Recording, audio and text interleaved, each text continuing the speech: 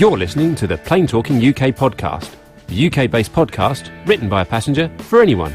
And here are your hosts, Carlos Stebbings, Matt Smith and Neville Bounds. Well, hello and a warm welcome to episode number 234 of the Plane Talking UK podcast. I'm Carl Stebbings, and joining me in our fresh new studio here at Smith PT UK HQ, it is my co-host Matt Smith. Hello everyone, hello, how are we all? Well, I must say, Matt, it's a bit different to what it was in here last week. That's true. It's a bit different to what it was here yesterday afternoon, to be fair, before you arrived. But yes, everything's all up on the wall. Then I got my drill out and the other bits and pieces. And I beg your pardon.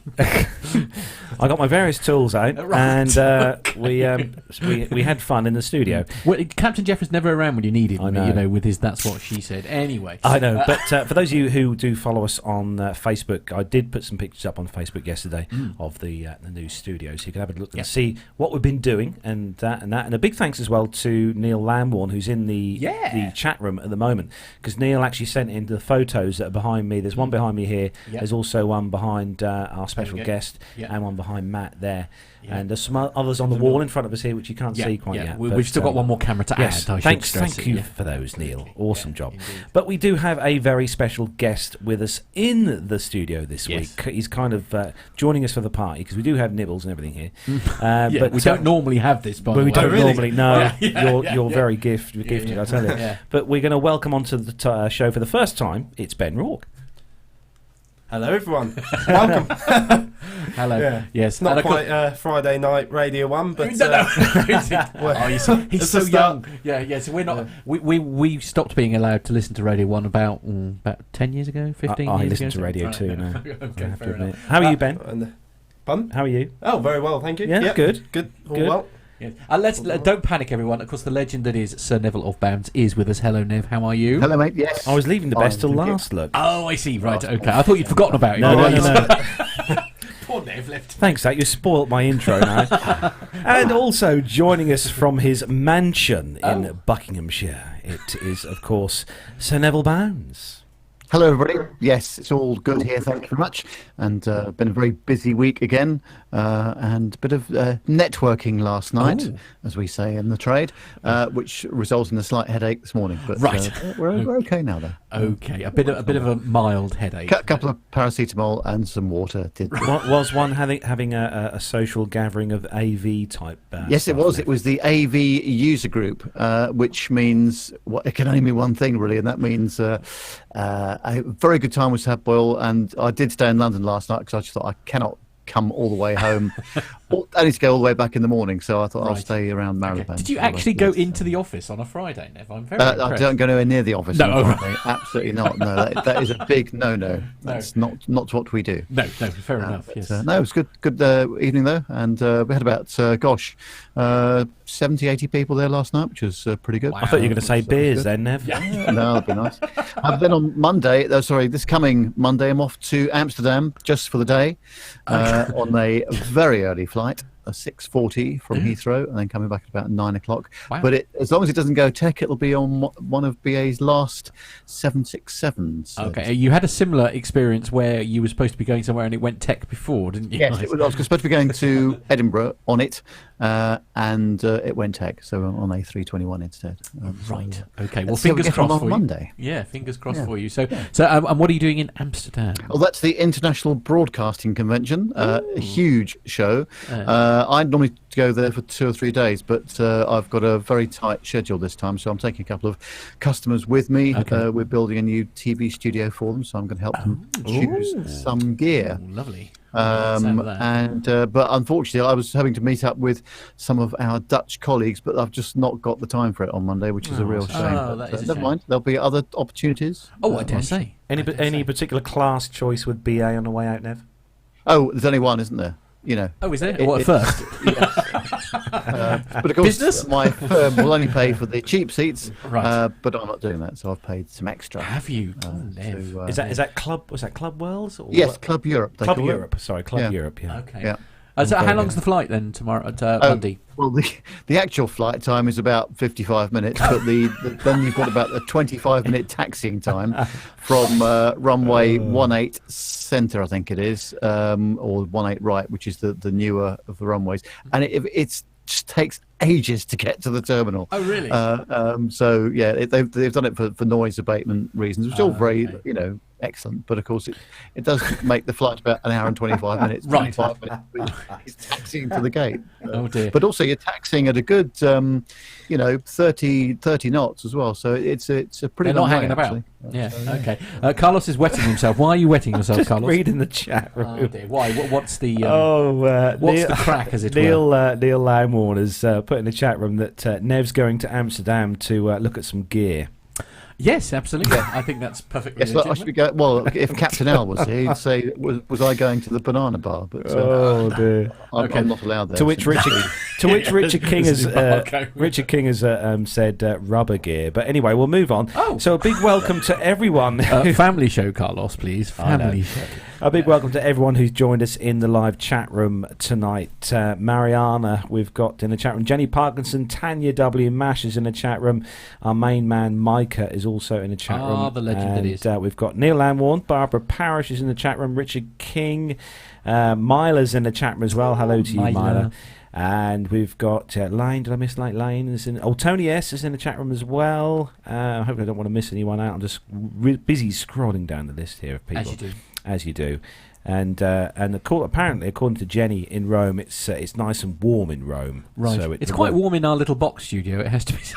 It is quite warm in here, actually, yeah. Yes, but never mind. But welcome to everyone who has joined us in the live chat room this evening. So it's Friday. It is the 14th of September, and it's just coming up to 7:15 in the evening. It is, yes. But we've got a full news-packed show this evening. We've got all the usual news, plus we've got an awesome segment coming up later from our barbecue at Seething, which we had early this year.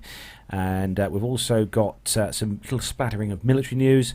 We've also got a great little bit that's been put together by our legendary cameraman Nev, and that was all at Farnborough with Fabian and Captain Al.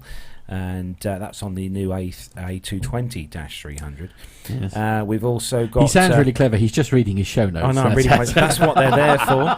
That's what they're there for. And we've also got some voice feedback as well, which was sent in from Barbara as well, which is coming up later on. Talking about Seething as well, actually. And we're also going to have a chat with Ben, because we want to find out what Ben's been doing and what he's been flying and all the bits and pieces that go to getting to how far you've got now. Prefer to feel very old, ladies and gentlemen. Because Ben is incredibly younger than we are. Yes. But first, we are going to start the show as we do each week with our rundown of the weekly news from around the world and the UK. So if you're ready, Matt. Born ready. And if you're ready, Ben. I'm ready. And if you're ready, Nev. Totally. Let's go.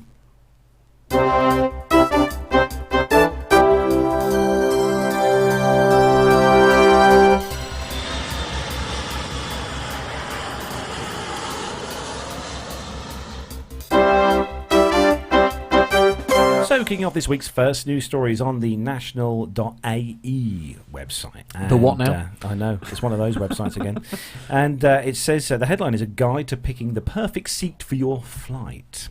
So most airlines are now charging extra for you to choose your choice of thrones. So how do you find your choice of throne? I know it makes an economy seat sound like something completely That's something different. that you do to me, is you send me text messages from the throne, but we won't go into that.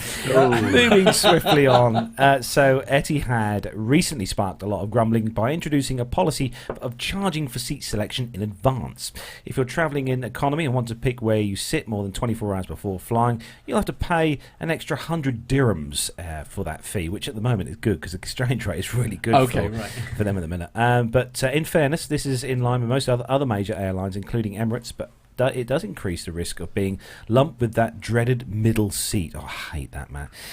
This may also mean that strategies for getting the prime spot may have to be re-evaluated, but before knowing that, you have to know where the best seats are.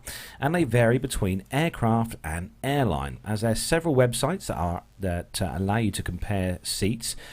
Seat Guru, as it's mentioned in this article, is the one that I use. I love Seat Guru, very handy indeed for long-haul flights. And for consistency, they've also used sites comparison charts for measurements as well for seats. So the best seats with Emirates. Emirates will start receiving their new 777s, Dash 8s and Dash 9s in 2020, but for now a major variety or choice majority of the fleet is made up of A380s and 777-300 ERs, of which has the new first class suite on, which I had the joy of going in. Anyway, the catch is that they are set up in several different seating arrangements. You are such a plane geek, honestly. Honestly, that's why I'm going to go back to the air show again this year or next year in Dubai. Yeah. So what's best? One is the flight isn't necessarily the best on the other. So some airlines can differ quite incredibly between the two of them. But the A380s, for example, have 399 economy seats on them. Others may have 557, but are not entirely at the expense of fewer business class and first class seats. The A380 seats are generally larger, have a lot wider seat, and the 777-300 ERs 45.7 centimetres rather than 43.1. And there's also a greater seat pitch. The distance between seat backs, and that translates to the amount of legroom, but you get between 81.2 centimetres and 86.3 centimetres on the A380, but 81.2 on the 777-300 ER, which shouldn't matter much. But these are some of the routes that are flown by the two different aircraft. For example, the Perth to Western Australia flight is on the A380, and the 9:55 a.m. is on the 777-200 LR, of which there are only 10 in the fleet. These have quite a larger 83.8 and 86.3 centimetres of seat pitch, but only 43.8 centimetres of width. Etihad as well, their best seats, you can find those on the A350s and then those 787-10s, which should start arriving this year. A story does go on. It explains about the seat pitches on the various airlines between Etihad and Emirates, the Middle East best three, I suppose you could say, with also Fly Dubai.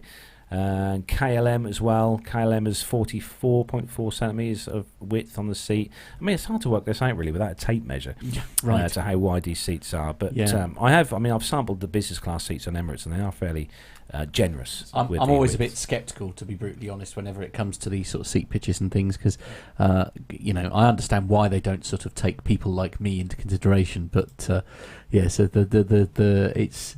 My size and long legs tend to go against me a bit if I try to get on like a Ryanair seat. It's cosy at best. But I must admit though, that story that goes on about Seat Guru, I've used that a number of times now with long haul flights, especially because it is nice to look on, because you put the flight number in you're going on, and it gives you the aircraft seating plan, and you get a green, yellow, and red seats. Depending on so right. Red is obviously a bit of a mingy seat, right? Whereas yellow has what now? Yellow is normally not too bad, and then obviously green is like, if you can get this seat. Now, Nev, obviously, because you only fly, there is only one airline as far as you're concerned, and presumably you don't need such things because you know which seats are the best ones in the house. Well, yeah, but they do have this habit of changing the aircraft at short notice, and of course, not all of their A320s, for example, are configured the same, and there's some other aircraft that have differences. So just as you've got it all worked out, you find that you're somewhere else. But it's all right. I can get that. I would love if we have any listeners at all of the show who have recently flown with Norwegian on the 380. That's obviously they've been leasing that A380 that Nev, you went on the high flight 380. I'd love to see if anyone's flown on that aircraft with Norwegian lately, because obviously Norwegian don't have a first class option. Norwegian, I think they have a premium. Or is it just economy and premium? I can't remember. On the 7.8. I think it's 7.8. So obviously, if anyone's booked a ticket, say you've booked a ticket over to the US with Norwegian with the Dreamliner, and they're using the A380, a handful of people are going to have a very nice upgrade, on their journey. Right. Okay. In first class, and these are Singapore, ex-Singapore Airlines, Singapore first class seats. So. Now I know, Ben, from when you and I met the first time, you were sort of in the habit of just randomly jumping on aeroplanes and going on a little jolly somewhere just because you were bored. So have you ever used sort of these sort of apps like to try and work out whether, or don't you really care as long as you're in the air? Well, it's just just better to get it cheap. So usually I just book it through Skyscanner and just pick the cheapest. I did go through a habit when I was posting on YouTube and things to try and get in front of the engine to get the buzz all. Okay. But yeah, when you go with your family and things, you can't exactly expect them to pay a tenner to sit in front of an engine and say, "Oh, what's the point?" You know, doesn't mean anything to them. They say, "Oh, that's a good seat." Well, the back is just that sort of sound. Yeah. But just going back to yourself, Norwegian, fantastic airline. I think that even on the short haul routes, that's what the 737s, yeah. I'm going to offend him here, but it's better than BA. Oh, Nev. Free Wi-Fi. You do realise I can control your microphone remotely. Yeah. You have to pay for food on BA now. Yeah. To me, it's just, it's a good product, put together really well. The seat pictures are great. The aircraft are modern, and also you've got the Wi-Fi, which really does make a difference, especially for working. Yeah. Especially when it's longer than a 4-hour flight. Yeah. I don't think so. No. No. Okay. It's got like a tracker. Okay. But I didn't see like a film or anything. No. That's 90s holiday sort of stuff. IFE for me. Everyone's got an iPad. Who needs IFE? Oh, brilliant! Oh dear. I told you, Nev. He's gonna make us feel really old by the end of excellent. That's okay. Well done. So moving on to the next story then, and this one's for Matt, and it's on the best newspaper in the world. Thank you, Jeremy Clarkson. Yes, it is on the Sun, obviously, which is where we go for all our quality aviation journalism. And the headline is "Wrong Jet Gaff. Ryanair accused of security lapse after a passenger was allowed to board the wrong flight a month early." So Ryanair has been accused of a lapse in security after a passenger was allowed to board the wrong plane. The man had arrived at Bournemouth Airport for the flight to is it Girona. Sorry, where? Girona, right, okay, in Spain, a month early by mistake. You'd think I'd have learnt by now, wouldn't you? Anyway, yet he checked in, passed security checks, and was ushered from the gate to the plane. Cabin crew discovered the truth only when he rowed with a woman he said that was in his seat. Oh, rowed with a woman, he said that it's not rowed. He didn't row there. Rowed with a woman, he said that it was in his seat. It was only when cabin crew double-checked his pass the error was realised, and he was escorted off the Ryanair flight. The cabin crew discovered the man had turned up just under a month early. Despite being booked to travel on the October the 6th, he had managed to get all the way into the flight that was on September the 6th. He had seemingly gone through 2 ground checks at the airport prior to boarding the plane, neither of which picked up that he wasn't booked onto the flight that day. Ryanair said, "We've asked our gate agent to ensure it does not recur." Now, the only thing I would perhaps say, I mean, obviously it's got the 6th. It's very easy to do, isn't it? I mean, essentially it's got 6th. The only thing that is different is the month. It's the right route. It's the right airport. I mean, I guess this is where if he'd have been flying at Stansted, of course, where presumably they're using the e-tickets and you're scanning your way through security and through borders and stuff, obviously it wouldn't have let them through. So, I suppose this is one of these human error situations. What do you reckon, Nev? This did happen to me about 2 years ago, so I don't know if it was still what they were using for boarding, but I was flying to Glasgow, and I was sitting in my usual seat, as I do, and 1A, I assume? This chap came up to me. He said, "I'm terribly sorry, that's my seat." I'm going, "No, it's not. It's my seat." And we had this sort of conversation for about a minute, and he said, "Well, I've got the same seat as you." I said, "Well, you've always got the, there's obviously been something wrong on the ticket." Yeah. And I took a look at his ticket, because this is before, so that's probably more than 2 years ago. So it was a paper boarding pass, and he'd actually turned up a day early for his flight. So how it got through the gate part of it, I don't know. But he was very insistent, and he said, "Well, I'm still sitting there." I'm going, "But no, you've actually turned up on the wrong day," and had to get the cabin crew to explain that to him. Right. Okay. Did he go quietly? Did he go quietly, or did? Oh no, it was very cross. Oh dear. But I did, I mean, it's easily done. I suppose. I had my my wine and my caviar. Right. Oh, good. Right. Quite right. Oh yes, BA. Yes, indeed, absolutely. Don't get that anymore. You have to pay for it. Yeah, You absolutely. just get a bag of peanuts now. M&S, I think actually. It's quite posh. Have you done? I mean, obviously talking to Carlos, who's obsessed by aeroplanes. It's I assume you've never done anything like that. Turned up on the wrong day. No, because the whole I could see you turning up 2 days early because you want to stare at aeroplanes. the whole planning part of going on holiday for me involves many folders, lots of staples, various little sleeves that the various bits of paper go in for the tickets, the boarding passes and everything. And when I go to the airport, I have a folder that everything's in neatly and they're all in the correct order. Boarding Right. passes, hotel stuff, hire car stuff. Okay, right. Yeah, it's. I Okay. mean, Gemma's back off to Dubai in November. With a friend for a week, and I've already put the folder together with all her relevant passports, tickets, everything and stuff for the holiday. So even though I'm not going, I'm still preparing for her holiday. Bless her. Oh dear. Oh no, I'm good like that. Sorry, I'm going to. You're like us. I've got somebody who I work with is going to get a punch in the face as soon as I get to work on Monday morning because he's literally just sent me that. Rowing give. How rude. Okay. Anyway. just rude. Yeah. Moving swiftly on. Absolutely. The Whose next, go is it? I the don't next, care anymore. next I'm going one home. Oh no, is- I am home. Sorry. The next story is obviously for our awesome chap, Mr. Devilbounds. This one is for you, Mr. BA. And it's a BA story, of course, on the independent.co.uk, and the headline writers here are the command of the English language is fantastic. Oh, no. British Airways flight does emergency landing after fumes fill the cockpit. Excellent. British Airways flight from London to Calgary had to make an emergency landing in Nunavut, Canada, after the cockpit reportedly filled with fumes and a burning smell. Pilots had to don oxygen masks during the incident, according to photojournalist and aviation photographer Tom Podolek.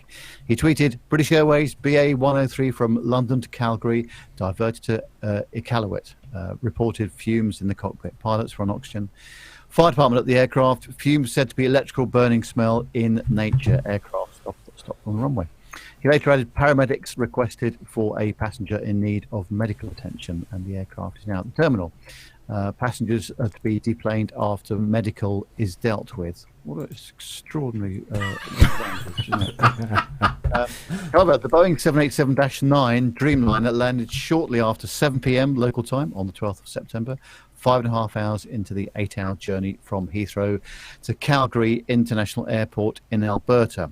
Pictures of the plane on the runway show fire crews at the scene, and passengers were deplaned and put up in Iqaluit overnight. As of 11 p.m, a replacement aircraft was en route to take passengers to Calgary the following morning. BA said in a statement, the aircraft landed safely. Our highly trained flight crew diverted the aircraft as a precaution after a possible technical issue. We're very sorry that our customers have been inconvenienced and delayed. Our cabin crew have been looking after them and we're getting them to their final destination as quickly as we can. The safety of our customers and crew is always our top priority. Passenger Cara Gibson commended the crew during the incident, tweeting, we were heading to Calgary on BA 103, but had a little diversion to Nunavut, an extra little adventure on a holiday.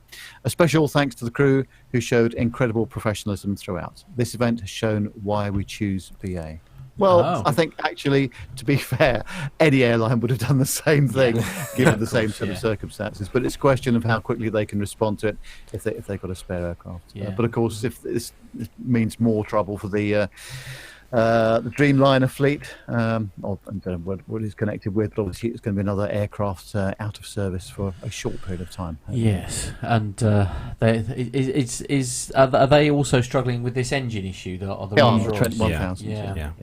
Yeah. This is, I mean, if for anyone who looks on Aviation Herald, Simon's awesome site, if you look on there on a daily basis, there's more than a handful of fume-related incidents on various airlines. So it does happen quite a lot.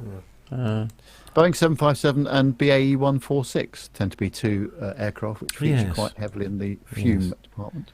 Okay. Any reason why? Just age, possibly? I mean, 146, definitely. all sorts of things, from oil seals to all sorts of other bits and pieces. So there's always ongoing research about what causes all this. But of course, this was an electrical, burning smell. That very distinctive smell that you get when things are when things go fut. It's the smell that is very very unique, isn't it? It's just you know exactly what it is. Yeah. You smell it and you go, yeah, that's screwed. Next, buy another one. I'll turn that off then. Yeah. Yes, absolutely. That's a bit warm.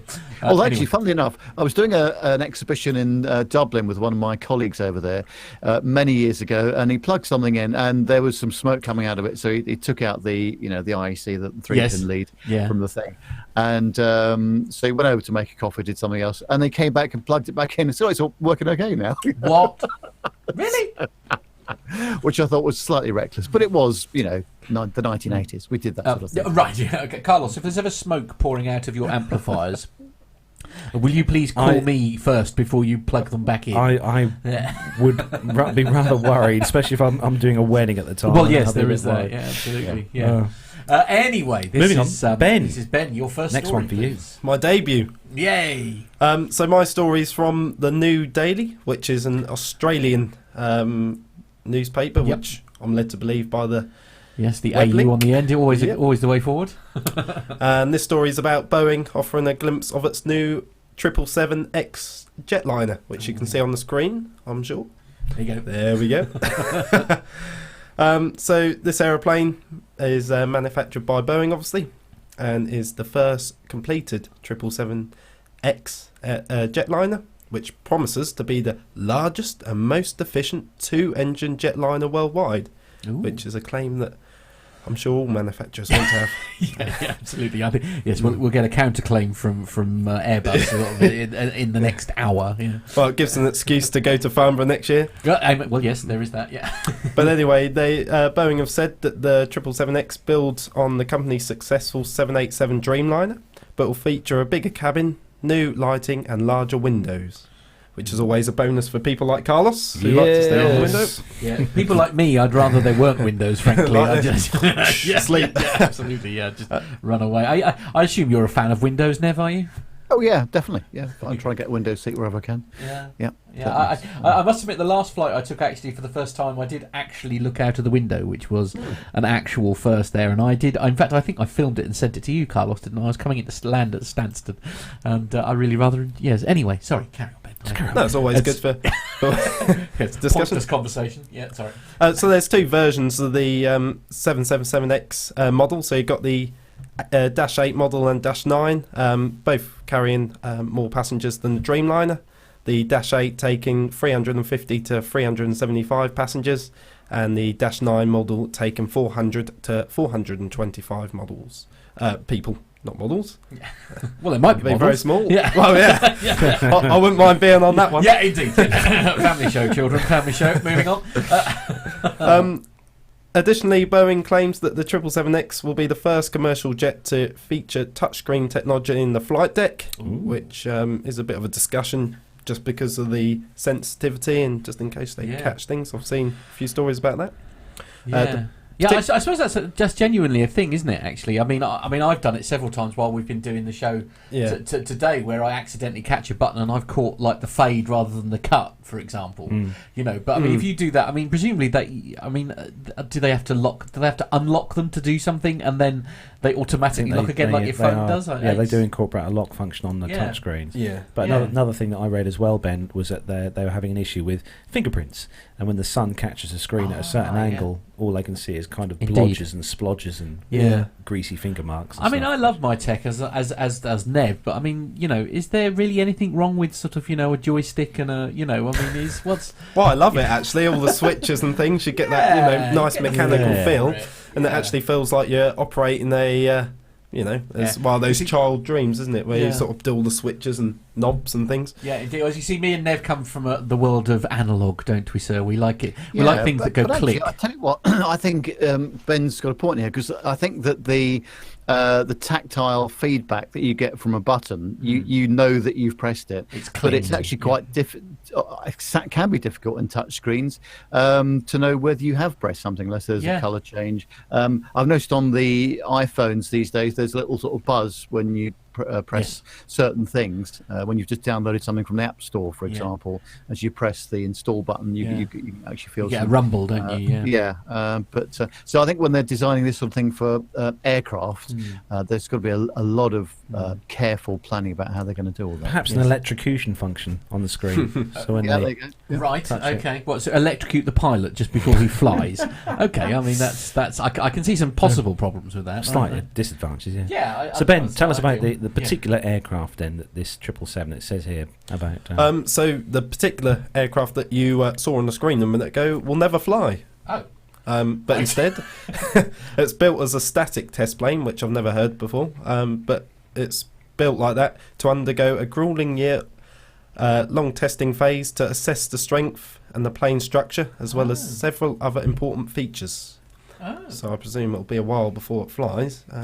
So they're using it as a sort of a sort of research model, essentially, I suppose, to work out. But you'd still think they'd put it in the air, if only to do other tests and things with it, wouldn't you? Yeah, I think it's all to test the materials and the engineering opposite. Cool name, the program manager. The Boeing Test and Evaluation 777X Test Program Manager, Doreen Bingo. Right, okay. House. Sorry. Oh. You don't want to have bingo fuel. Which line is this I'm reading? Take a while. So. Boxes, yeah. He explained that the plane will be taken to a testing facility where the company's engineers will replicate all kinds of conditions the plane will experience in the air, but will do it safely on the ground, on terra firma. The tests will include placing weight on the wings, gears, and the fuselage, I can't speak, to see how they'll handle the physical stress of flying. Wow. So it will be followed by 4 more planes used for flight testing. It doesn't say whether they'll be ground-based or not, but it'll be followed by a 6th for so-called fatigue testing. Okay, so it's a sort of assessment. Ms. House said. Well, there we are. So, so it's. Is this Nev? Is this commonplace where they have sort of like one that they play with on the ground before, like? Yeah, they've always got pre-production and prototype models. I mean, if you think about Concorde, there were several Concordes built that never actually never actually made it into the air service. But yeah, there's a lot to work out, isn't there? Especially these new high technology models. Yeah, that is true. Okay, on to the next story then, Carlos. Yeah, I was going to say actually the 777 that's got the folding wingtips, and that they're going to incorporate on this, the new 777. Yeah, I think I saw the on the picture. You could see the. I'm not sure whether you could sort of see the rivets. I noticed those. Yeah, the 777 is going to have the folding winglets to allow it to go into certain airports and not have to take up quite so much space. Oh, I see. Yeah, we covered a story about that a while ago, didn't we? Yeah. Is Very that good what you're talking about here? Sorry, if you're watching on YouTube, I've just put the picture back up. I think just towards the tip of the where you can see the. That's it. Yeah. There's something that worries me about wing. I love the idea that wings can be folded, but I don't know. It's that sort of you want to make sure you put the locking pin across. Do you know what I mean? It's maybe it's just me being old. Never mind. Okay, right. Shall we move on to the next one, Carlos? That's with you. Yeah, this one is on the Telegraph again. This is the telegraph.co.uk, and revealed the world's the worst airlines for severe delays. And the story goes, so around 1.3 million passengers' journeys to or from UK airports were delayed by at least 3 hours in the past year. New research has shown which magazine or which the consumer watchdog analysed Civil Aviation Authority or data to uncover the figure, as well as those airlines with the highest proportion of severe delays. In total, more than 13,000 flights to or from Britain arrived at least 3 hours late in the 12 months from June 12 months to June 2018. Those flights carried an estimated average of 102 passengers, meaning that 1,326,000 passengers were severely delayed, having their journeys delayed. EasyJet in the UK, 2,618 flights. Ryanair, 1,868 flights. And Nev's favourite, British Airways, 1,668 flights that were involved in around half of all long delays. Given that they are the three biggest airlines operating in the UK, this is not surprising, and all three had delay rates close to the industry average of 0.7%. Wow. Less impressive was Norwegian, the low-cost carrier, which has made a name for itself in Britain for its cheap transatlantic fares, had the highest percentage of severely delayed long-haul flights. Do you think you'll ever learn how to say it properly, Nev? Oh, you didn't do too badly on that occasion. Oh, very Thank good. you, All thank right. you. He's had practice. I reckon it's the weather. would make hand gestures, but we're live. Of course, yeah. Given the high level of cash compensation due for delays on long-haul services, which can be anything up to €600 or £537, this poor performance is particularly costly for Norwegian, which sells return fares to the US for as little as £300 to £400. Meanwhile, those passengers hit with a long delay could actually find they received compensation in excess of the value of their ticket. So it goes a little kind of top 10-ish type thing here with a percentage of long-haul flights. You didn't say it was a top 10. I don't have the music. No, we don't. prepared. We don't. No, don't panic. It's a little top 10 kind of thing with a delayed flights that are delayed by up to 3 hours or more between July 2017 and June 2018. Oh, okay. Yeah, so Cathay Pacific is at the bottom of the table, 0.6 percent. Delta Airlines, again after those, United Airlines, BA, 0.9%, Air Canada, 1.3%, Air India, 1.5%, TUI, used to be Thomson, 1.6%, Thomas Cook 1.8%, and Norwegian 2.4%. Thomas Cook fared the worst, as we said, for medium haul flights between 1,500 to 3,000 kilometres with a delay rate of 1.2%. And for short haul services, Icelandair was bottom of the class with 1.7% of flights delayed by at least 3 hours. And the airlines with the most severely delayed short-haul flights at the top of the list is Icelandair, as I said, and at the bottom, one of the best performers was Fly BMI. So BMI, so okay. They've done well. And actually down there as well, I know it's a Stobart Air or Stobart Air here in the UK, based at Southend.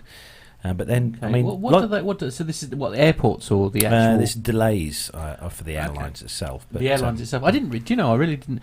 Do they do like what I call like one with cargo and stuff? Then I don't know. I think Stobart Stobart do. They do. They do carry a lot of actually by. They've got their own railway, I think, here in the UK. Stobart have, yeah. I know they've got their own airport. Yes, they do. Yes. They do. New London, London, Southend. Carlisle as well. They just Yeah. opened one up Oh, there. they? Oh. Yeah, Oh. I think they're starting routes from Southend soon. They've started opening it for private flights like GA aircraft and flight training, but I think the plan was to open routes down to Southend, which could be quite nice. That would be Yeah, nice. definitely. Yeah, it'd be a nice little trip up to the Lake District. It's good for that. It's quite popular up there, so it could be quite good. Yeah. Well, I was just looking at that. I think that people need to be realistic of what I've noticed is that the ones at the top of the list, they're charter airlines that are going to They're big busy ones, airports. Yeah. You know, Palma and places like that in the summer, they're going to be busy. So, And of course, for some them of to these be delays have got nothing to do with the airline themselves. Yeah, So that's- you could be you sort know, of external factors. slots and things, Yeah. especially to these busy holiday destinations. That the top ones are Thomas Cook, Jet2, and TUI. What's been your longest delay, Nev, ever in your history of flying? Can you remember? About a day. Oh, I think. cool, blimey. Was at Dallas Fort Worth, coming home on a British Airways DC-10, and they had lots of hydraulic trouble, I think. So we ended up going back to the gate to try to fix it. We taxied out again, same problem. So yeah, it was overnighted into a hotel. Wow. But went back on the same plane the following morning. It was following afternoon. It was some sort of hydraulic unit Sort of, failure, wow. I think. But yeah, they flew another one out from London and fixed it overnight, and we all got back just daylight. Actually, on the subject of planes going tech, we'll move on to the next story. This is on Flight Global, and No, I didn't know that. This is the first I'd heard of this, and this happened last year.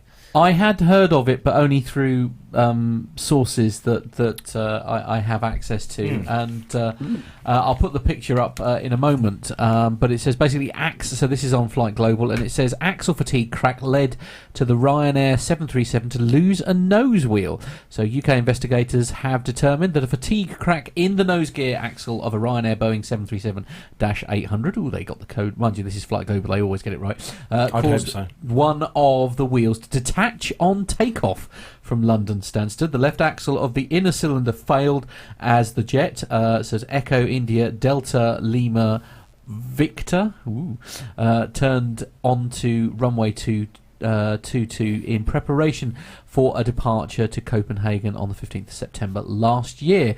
It diverted to East Midlands Airport. Air Accident Investigation Branch, that's the AAIB analysis, found that the axle journal, while being overhauled, had sustained a retempering burn during post-chrome plate grinding.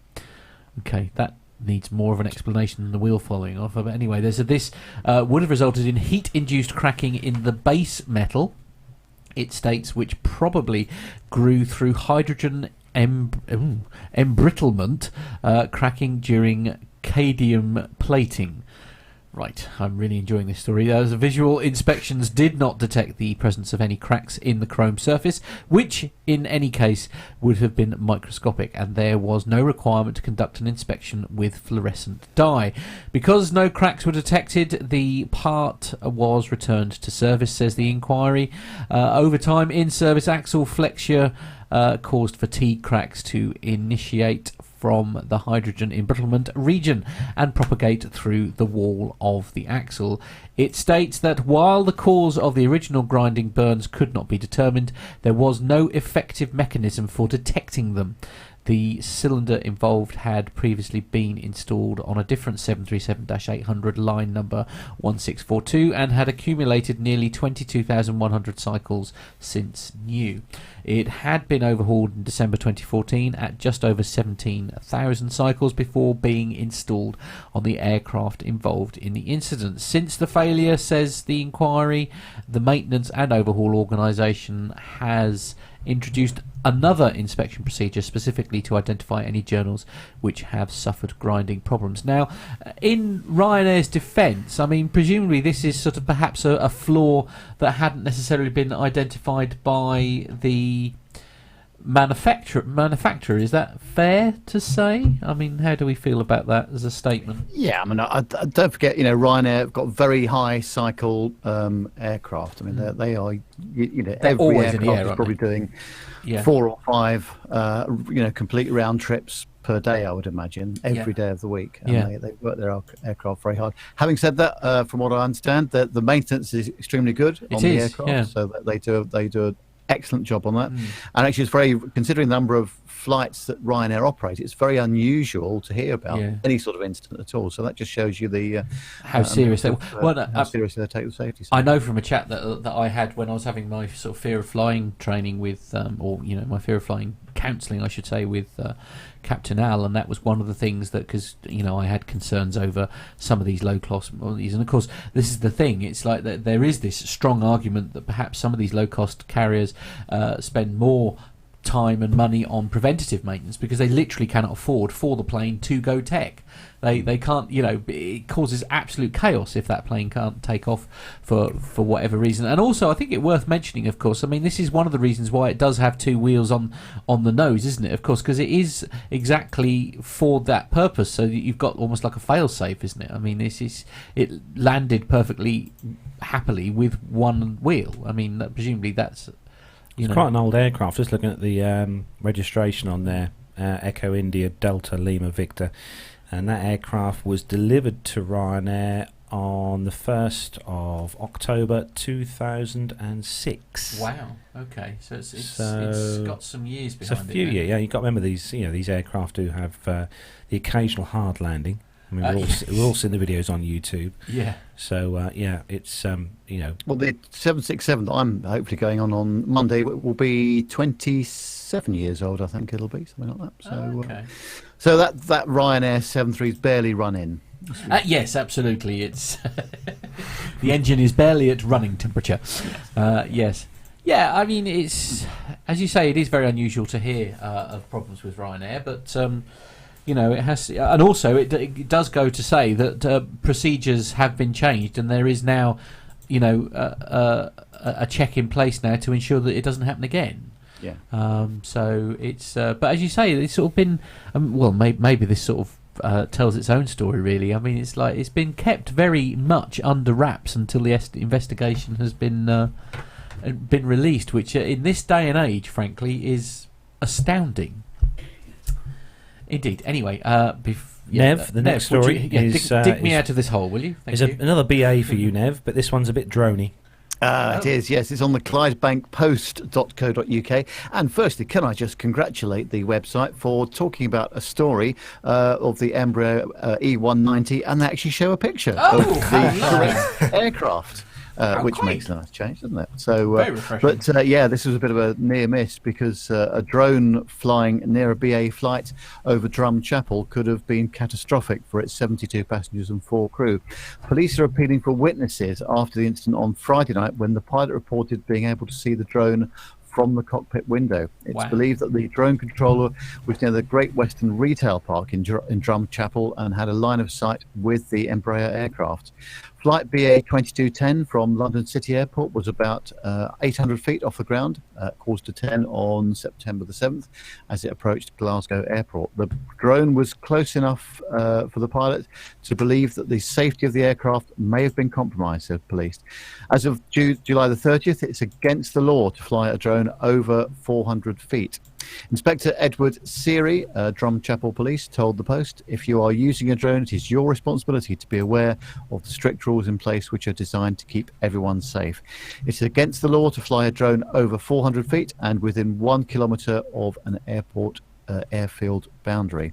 The reckless and negligent use of drones can have a catastrophic outcome.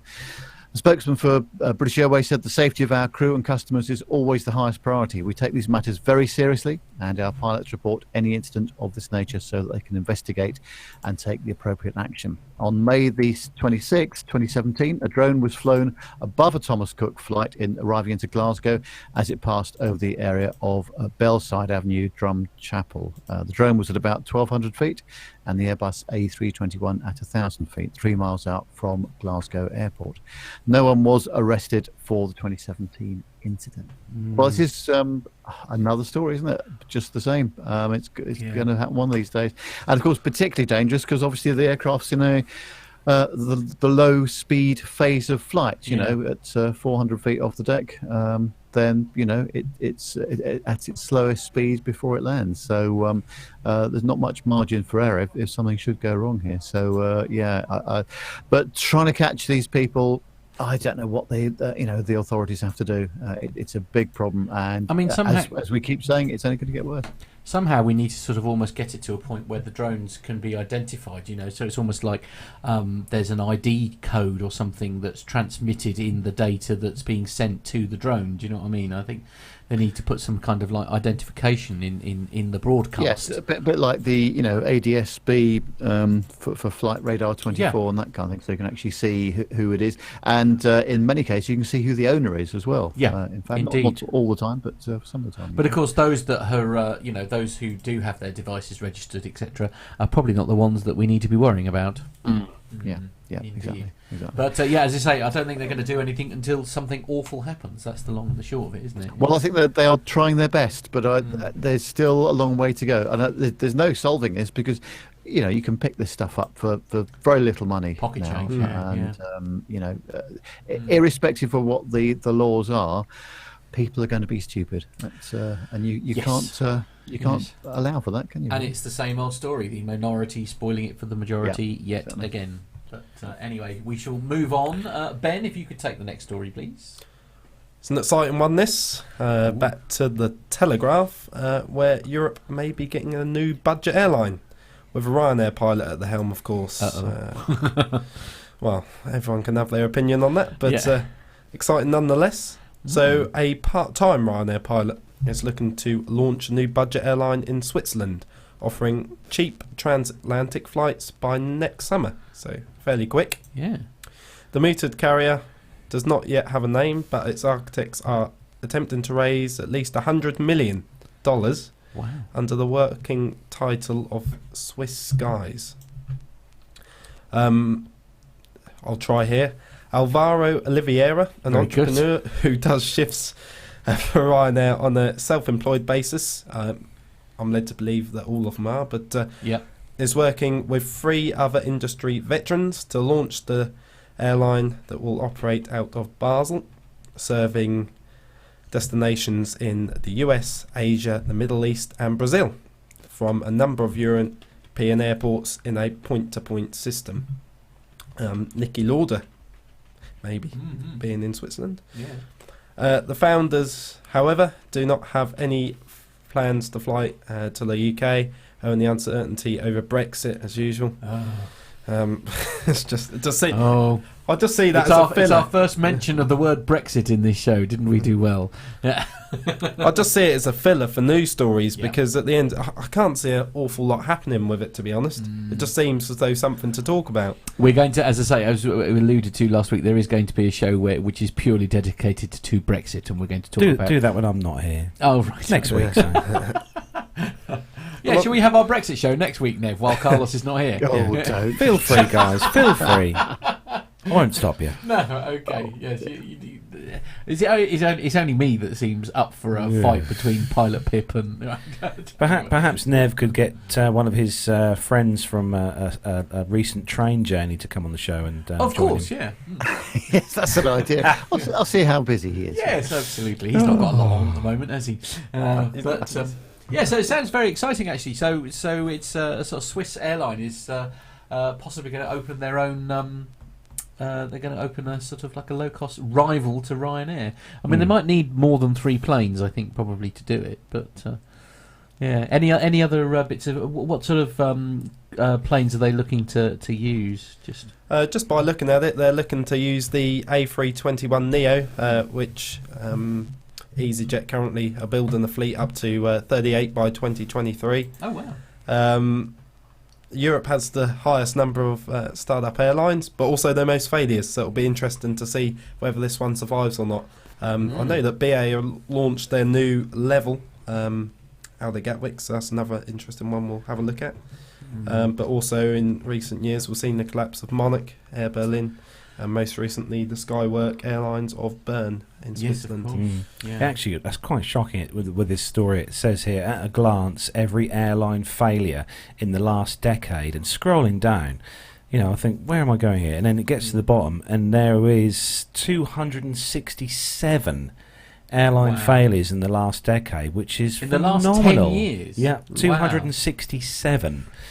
With the first one there being MaxJet, which was 2007. But there's a few actually scrolling up the list. There's a few airlines which I remember. One of them being Silverjet, because they were based at Stansted. Skybus. There's a lot of airlines here which I can remember. But yeah, I remember Airbus. Not Airbus. I was going to say Airbus is still going, Matt. Don't panic. Oh, it's Air 2000. I remember Air 2000. Yeah. That was my first ever family holiday. Was on an Air 2000. Yeah. I think we went to Greece. I think. God, I can remember flying Dan Air. Oh, blimey. Yeah, that was many years ago on a BA C-111. Can you remember what your first flight was, Nev? Where was that? Yes, I can. It was Britannia Airways. Oh, okay, very good. 737 from Luton. Oh dear. And that was the last time you went, was it? It's not quite his BA ways, is it? Shuddering. Actually, Ben, Britannia were a really, really good airline. I think Nev will agree with me. Yeah, I agree. Yeah, they were very, very good. Okay. Very good indeed. Come on then, Ben, make me feel old. When was your first flight? Where did you go? I think I went to Mallorca. It was either that or Ibiza, and that was on an EasyJet A319 from Luton also. The lovely orange Luton with a horrible check-in desks, horrible security. I have to say, in their defence, it's a little better than it was. Significant improvements have been made. I was going to say, the last time I visited Luton, it was a building site. Yes. Well, still is. Yeah, it still is a building site. It's just less buildingy. Still building car parks and stuff, I think.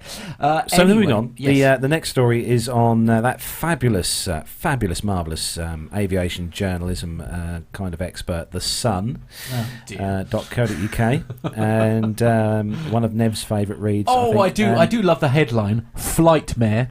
Yes, the headline is Flightmare. Yes. And this is one for Brian Coleman, if you're listening, Brian. Oh, no. United Airlines passengers were shocked to see a pilot take off his uniform and fall asleep in first class for almost 2 hours. Right.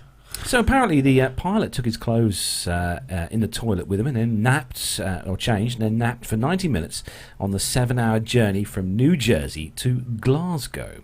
So anxious passengers on the transatlantic flight were astonished to see a pilot strip off his uniform and take a nap in first class. Witnesses spoke of how the United Airlines employee slept for 90 minutes on the 7-hour journey from New Jersey to Glasgow. Flight UA 161, which left Liberty International Airport at 7:40 p.m. on August the 22nd, was under the control of a 3-man cockpit team. However, experts have warned that a pilot removing his uniform and sleeping in front of passengers is not normal procedure for such a short trip. One picture shows the man lying flat out in first class using a pillow and a blanket. Oh, God, heaven forbid him using a pillow and a blanket. His shirt and tie can be seen laying on the seat beside him. A retired police officer who took the photograph said he saw the pilot going to the toilet to change out of uniform. Speaking with the Daily Record, he added that when he woke up, he changed back into his uniform and radioed for access back into the cockpit. I don't think the captain of a flight packed with hundreds of people should be in such a vulnerable position, he said. The witness said he believed the pilot should have slept out of sight of the passengers if he was in need of a rest. He added that he's travelled to the US many times and has never witnessed this ever before. Aviation expert David Learmount told the Daily Record that the incident was most unusual. A staff member of a major airline also told the news outlet that this is not a procedure that he recognised. The cabin crew worker said it was highly unusual for a pilot to take off his uniform during a flight. I mean, on long-haul flights, we all know that most aircraft these days have a crew rest area, either above or below the actual main cabin. Now, look, I'm a nervous flyer. We know all that. I mean, we have a lot of fun at my expense most weeks. Now, correct me if I've missed something here, but they said they had a 3 crew. They basically had 3 pilots essentially available in this, and so there was still 2 pilots on duty in the cockpit while this guy had his nap. Yeah. So I genuinely don't understand what the fuss is about.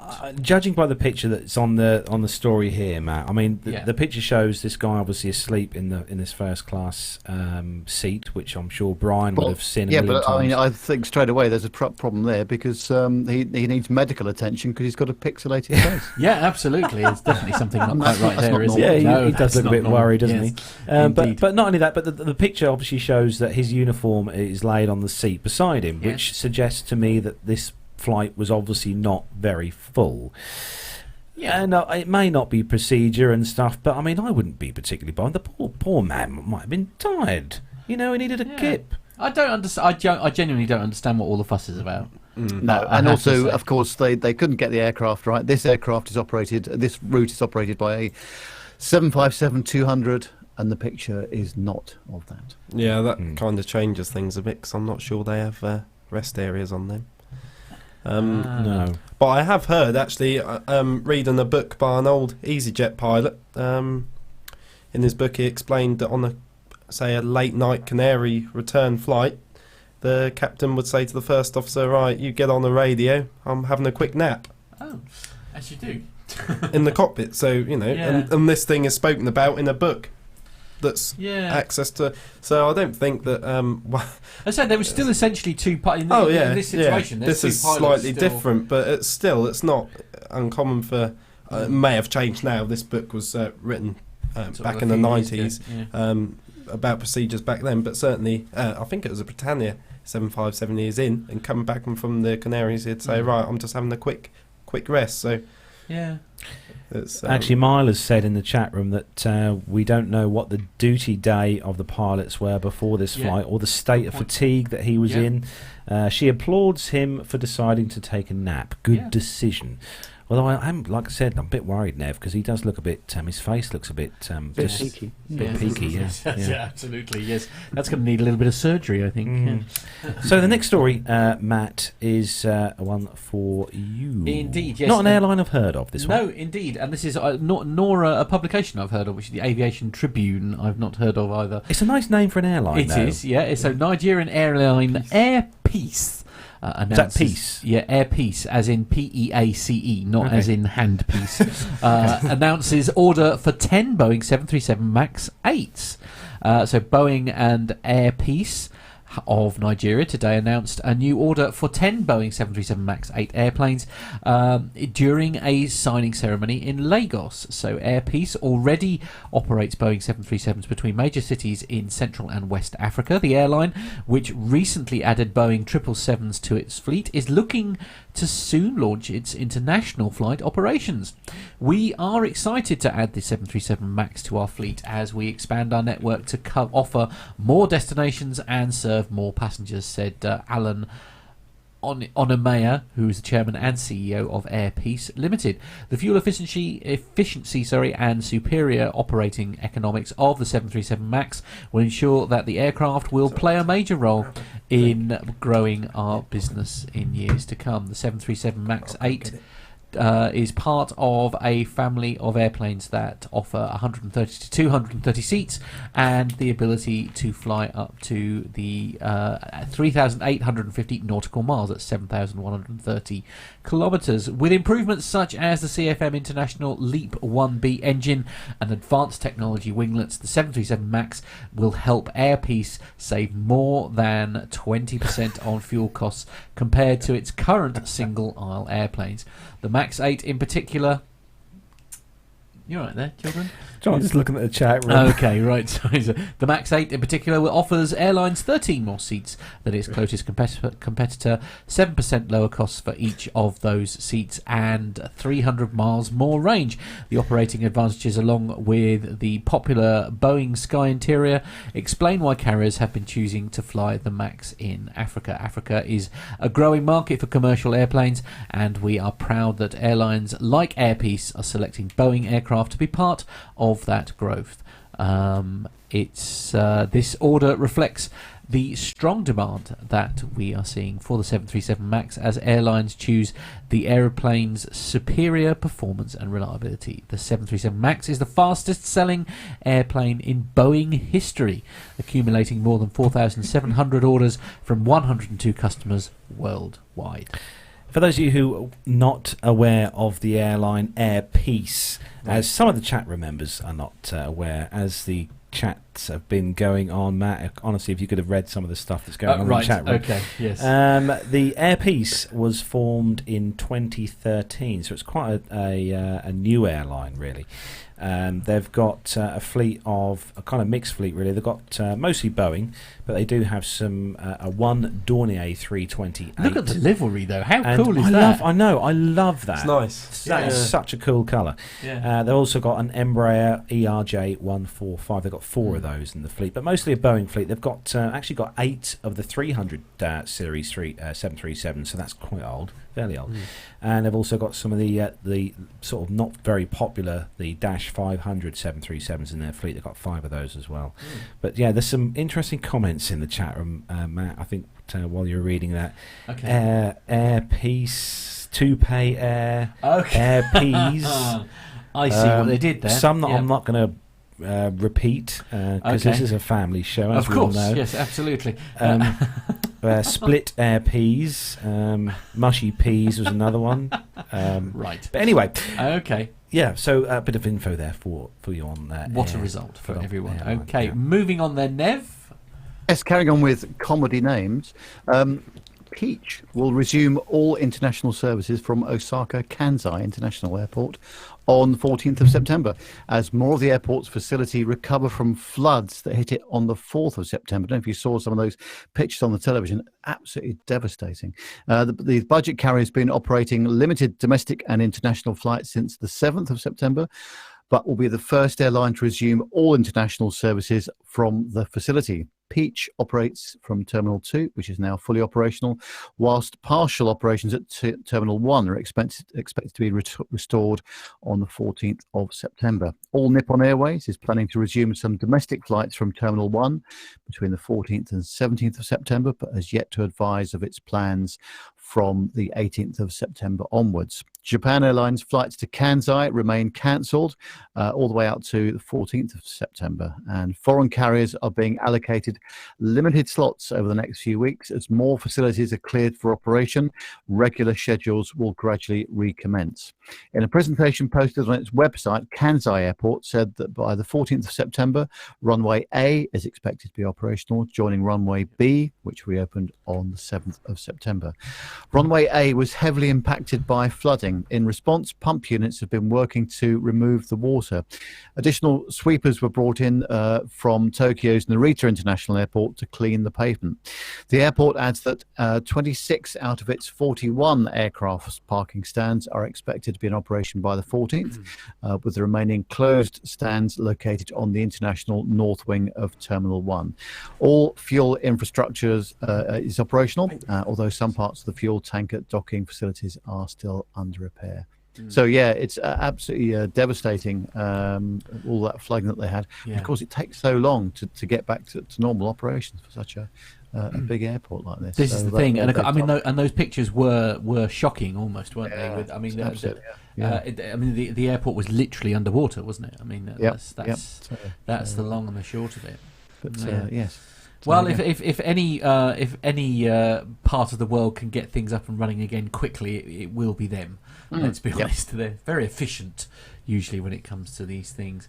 Okay, so we'll move on to the last story then, if we may, Ben.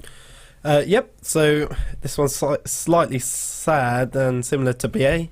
Hawaiian accelerates the 767 retirements with its exit from the Beijing route. So it's moved forward with the retirement of its Boeing 767 fleet by about a quarter. So about, 3 months? Following its decision to exit the Beijing market in October. So Hawaiian Airlines, based in Honolulu, obviously in Hawaii, will remove its last 767-300 extra range model early in the first quarter of 2019. And the CEO, Peter Ingram, says on the sidelines of the Airlines for America summit in Washington, D.C. today. So he's mentioned that there. So it's only about 3 months earlier than the planned retirement there. Yeah. And everybody does seem to be sort of phasing them out, doesn't it? I mean, this is just yet another airline, essentially. So, BA are in the process of phasing them out. As we were talking earlier, Nev, obviously you're hopefully having your last go on one.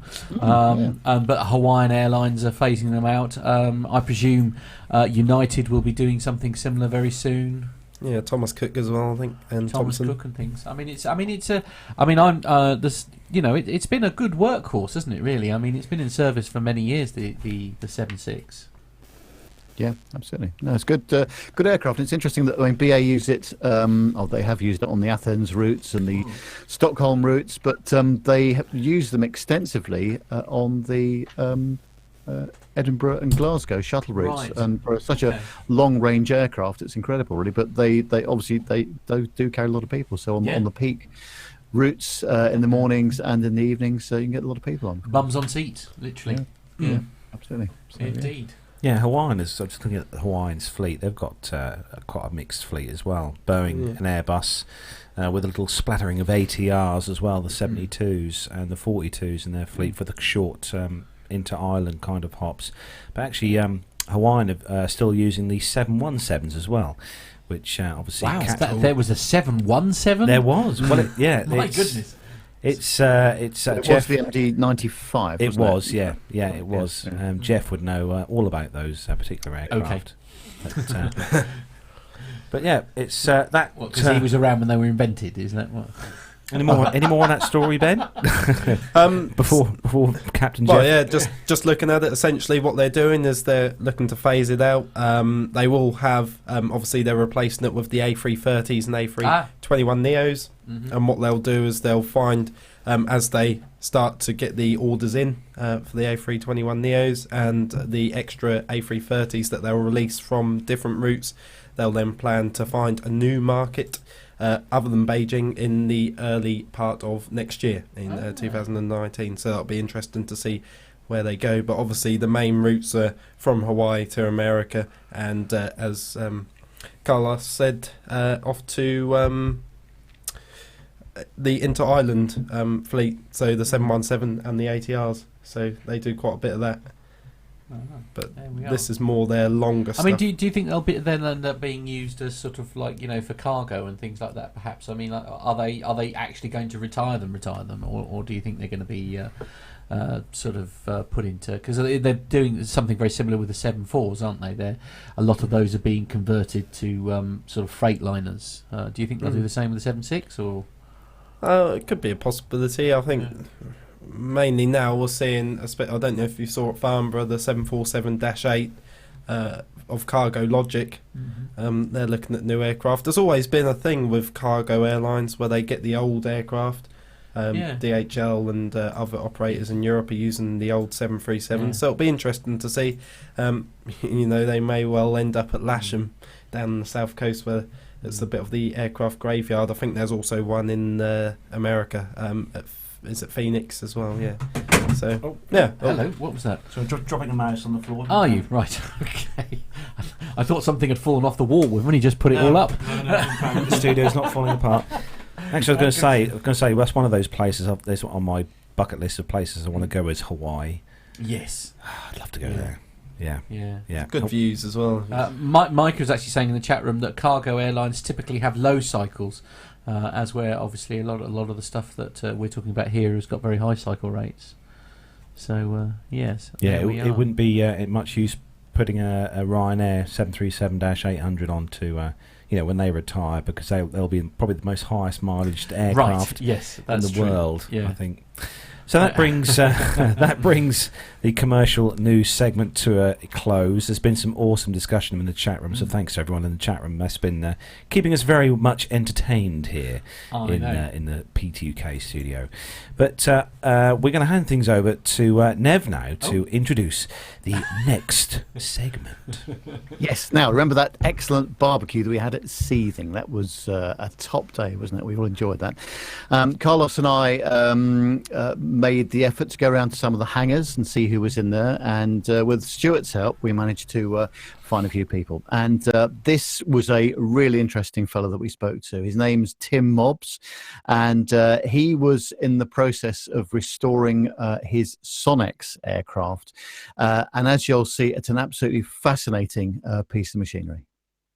So from one interesting aircraft on to another very interesting aircraft, and I'm here with Tim Mobbs. Tim, so how are you, Tim?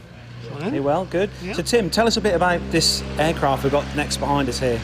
Well, this is a Sonex, the original model Sonex, powered by a VW engine, ostensibly 80 horsepower, but not developing 80 horsepower at the moment.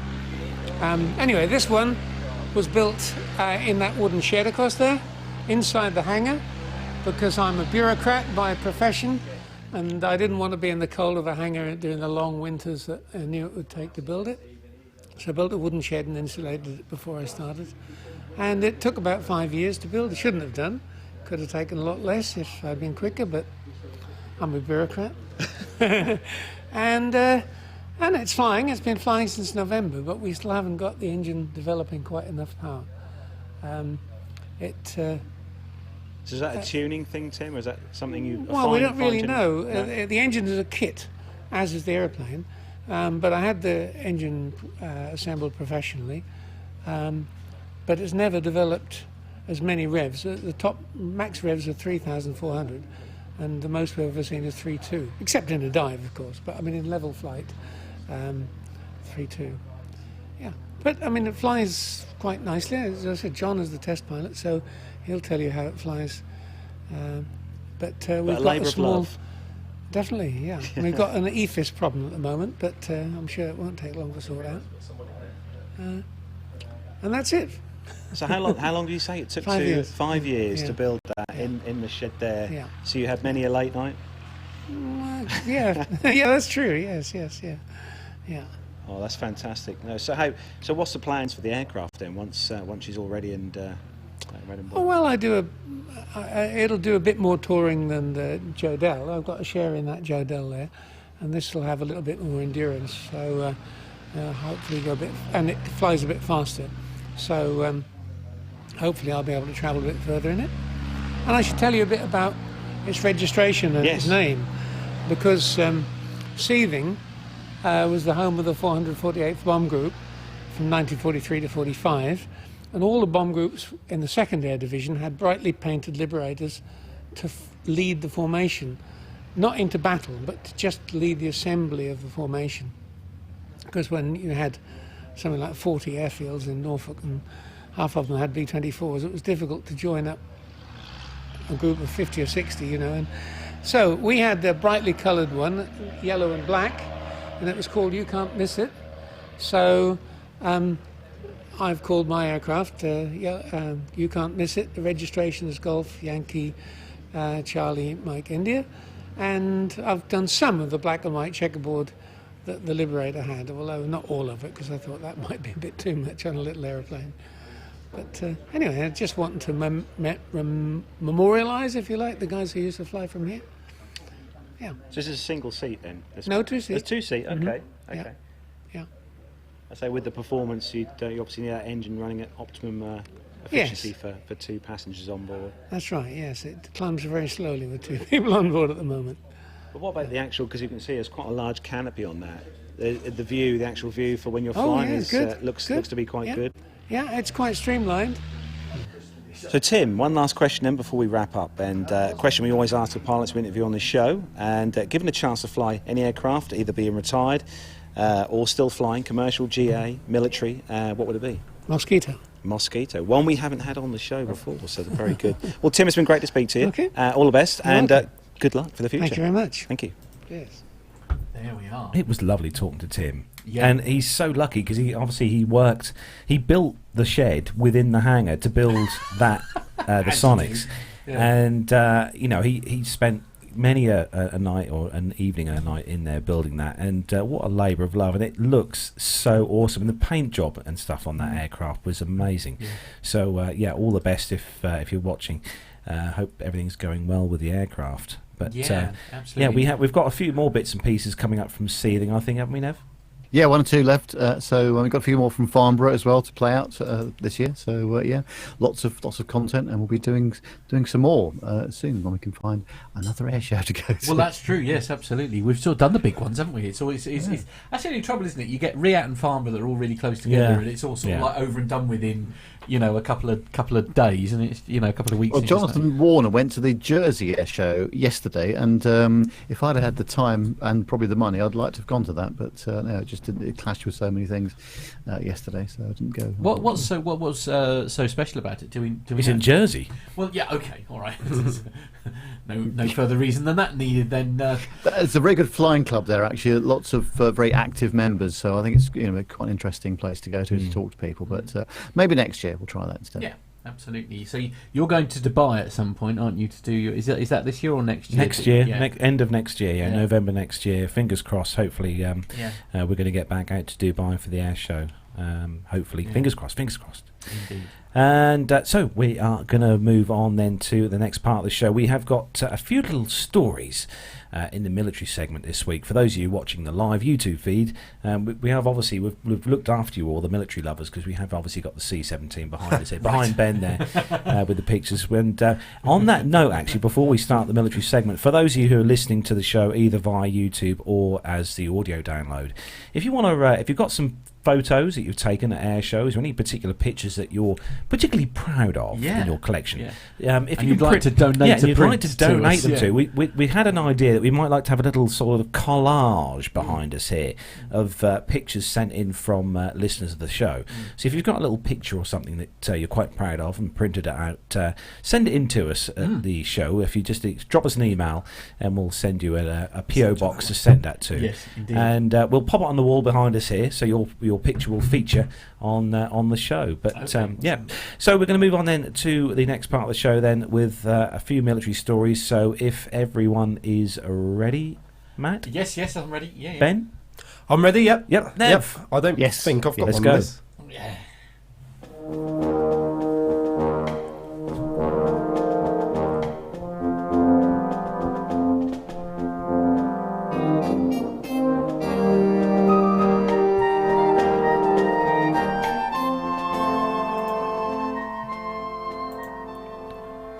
So the first news story then in the military segment, it's a kind of, well, it's a military story, but that is military aircraft doing some amazing stuff. So for those of you who are living in the US, down near the North Carolina sort of part of the US, hello to you, Dr. Steph, by the way, because obviously there's a rather large hurricane that's doing little rounds around there, around the US. I hadn't heard anything. Yeah, and there's obviously it's the headline of the story here. This one is on the ABC13.com website, and it says here, we know how it's dangerous, so fly into Florence's eye with the USAF Hurricane Hunters. So the United States Air Force Reserve's 53rd Weather Reconnaissance Squadron conducted another mission over the Atlantic Ocean on Tuesday this week, and our sister station ABC 11 was given special access for the flight, the story says. Matt, if you're watching the video on YouTube, we'll be able to see this footage here, which is pretty awesome. So the squadron, nicknamed Hurricane Hunters, is flying daily into the eye of Hurricane Florence, the Category 2 storm destined to make landfall sometime within the next day or so, which it actually did, and it has at the moment as well. Based in, I hope I pronounce this correctly, but probably not. So based in Biloxi, Mississippi. No, possibly got that wrong. 3 WC-130J aircraft arrived in the region on Sunday at the request of the National Hurricane Center. It says here that we are just trying to make it so that there are more accurate predictions, Major Toby Baker told ABC 11. With our data, a lot of times it will increase accuracy between 35 and 45%. If we can decrease it by that much, you're saving property and strategically putting resources where they need to be. Over the course of the nearly 9-hour flight, Baker's team of the weather officers dropped dozens of small canisters called dropsondes, which parachute through the eye and contain several instruments to measure data that a satellite cannot. Those being wind speeds, wind direction, intensities, pressures and temperatures, amongst other things. Every 10 minutes, it's like a text message sent to the National Hurricane Center, Major Baker said. So they're collecting information in real time. At the other end of the aircraft, a separate crew from the US Navy dropped larger instruments that fall directly into the ocean to gauge the water temperatures. The reason we do this is so that we can narrow that cone, the cone of confusion, Lieutenant Colonel Jerry Rutland, the flight's pilot, said, in reference to the range of projected paths of the hurricane. Sometimes a lot of people in a mass evacuation, some people can die while they're evacuating, so we're keeping fewer people evacuating and saving communities money, and that is a win-win. Now, I watched actually a video that was posted by the Hurricane Center. I think they put it on their Twitter feed this afternoon of the kind of bird's eye view as such from space of this particular hurricane, and it's huge, Matt. It's it's just enormous. You know, this thing would cover the whole of the UK. I think it's just massive. What do you think of the video here, Nev? Very good. Yes, sorry, I was just looking at an entirely different story, which was not related to what we were talking about. However, I had seen this before earlier on today, actually, and yeah, it looks great, isn't it? And I think they're when you're taking video in these sort of places as well, it's very difficult to get some good shots. Actually, the video that they got here was really good. Not bad, is it? Actually, it is really good, isn't it? Yeah. So, Ben, do you want to take the next story on Again? on Flight Global? This one is give Matt a chance to press the buttons. He's sorted. So the US Air Force awards Boeing $2.9 billion for 18 more KC-46As, which I've not heard of. Are they the 767 tanker? That Yes, is they are. right. Yeah. That's Yeah. correct. Oh, get you with your random knowledge, honestly. That's it. I'm officially redundant, everyone. If you could learn how to press these buttons, then I can have a week off. I'll come in next week. Yeah, sounds good. £50 an hour. Oh, hello. You can tell he's young, can't you? Yeah, you can tell he's going to go far, that's can't you? He's already got his price sorted. Yeah. So they got 18 more of those. Spares, support equipment, spare engines and all the other jazz.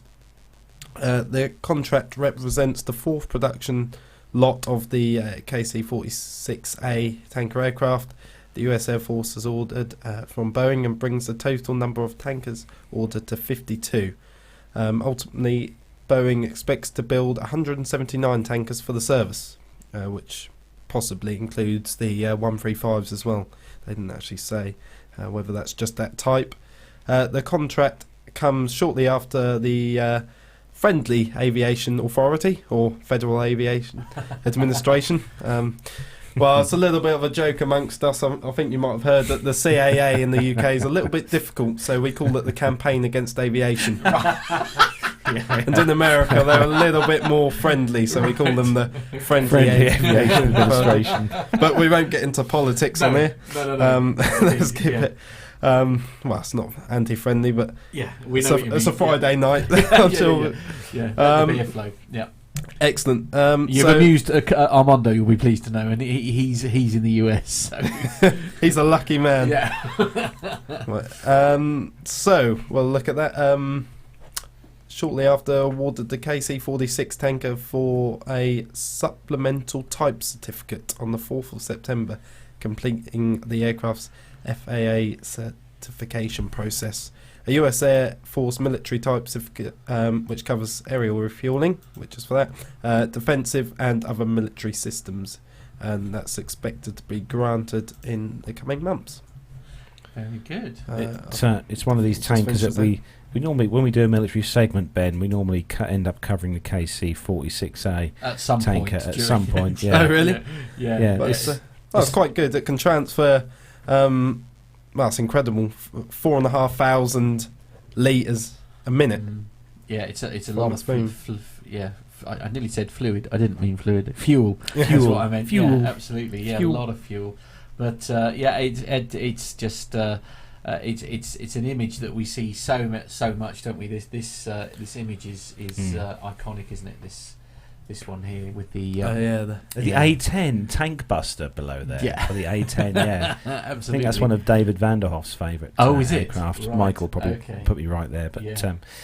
Nev, the next particular, it's not so much a story, Nev, but I thought I'd drop this one in because the stories are a bit thin on the ground this week. But Nev, for those of listeners who are kind of in love with the red arrows here in the UK or across the globe, Nev, what's this particular little article about? Well, I don't spend a lot of time on aviation and selling sites, where we're selling aircraft or selling parts. But this looks quite interesting. And on this one, controller.com, they've got a 1966 British Aerospace Gnat for sale, which is in San Diego. And it's a former Royal Air Force T1 Gnat, and it says it's a great example of transonic aerodynamics designed by the world-famous designer W.E.W. Petter. The TMK-1 is a real fast mover jet as opposed to so many low-performing, high fuel consumption trainers on the market. It's very agile, and if you can't afford an F-16, this is the next best thing. The visibility is outstanding from both cockpits. It's a dual instruction, and export and worldwide delivery is available. And I just had a quick look at the price for this, and I was shocked. I thought it would be a lot higher than this. But it's obviously a starting price by the sounds of it. Yeah. But they're talking about a for sale price of $125,000. But the only thing it doesn't say is what sort of condition it's Yeah. in. It gives you some details about the total flight hours, which is 3,800, what the avionics are, what the reg is, and all the rest of it. But it doesn't, when you, if you're selling your car, you might want to put some information in there about, how many careful owners you'd had, or the upholstery needs a bit of attention. But with a Gnat, do you get a careful owner? I mean, no, I mean, the fallen Gnat is yeah. for those who follow the Red Arrows, the fallen Gnat, is one of the aircraft that they used, the Red Arrows used before they got the Hawks. Yeah, and it's it's one of those iconic jets that I never got to see that the Red Arrows use these. This is they finished with these before I started loving the aviation scene. But this particular one's a 1966 model. And like Nev said, it converts to about 95,000 for those in the UK. £95,000 can get one of these, which I have to say, Nev, I mean, I'd hope at least this would fly for that price. Also, just looking at the, I'd forgotten how modern it looks for the age of the aircraft, and it looks like it was manufactured a lot after 1966, isn't it? Really, but no, interesting. So I wonder. I'm going to have a look at a few aircraft sites now, sales sites, and see what's for sale. And I'm going to be honest with you here, Nev. I can't see you getting anything like that past Mrs. Nev. I'm not going to lie. No, exactly. But we'll have to see. So, but yes, it's interesting. It'll be interesting just to see what the prices are of these things. It might be worth following actually, just to see what it does actually go for. When is the auction? Does it say on there? It's actually on. It's live for sale now. I mean, you can go. Oh, on, I see. It's like eBay type job. Yeah, as Nev said. PTUK bid in. It's on the. For those of you who want to sort of have a little chat and have a little look and see, it's on the www.controller.com. I have to be honest, Carlos. If we do win that, I don't have anywhere I can park it. All right, don't get any ideas. I could probably squeeze that in the back garden. I mean, right? Okay. I wouldn't be the most popular person, but no, I don't think you. I mean, and what you land it in the garden? No, well, I could just crane it. I could crane it in with quite a large over crane. The house, right? Yeah. Okay, I mean, it would make a good talking point at barbecues and stuff. Yeah. You couldn't get in the garden to have a barbecue, but nevertheless. And I'd imagine having this in the back garden, you would increase your friendship on Facebook by millions because everyone would want to come round and right.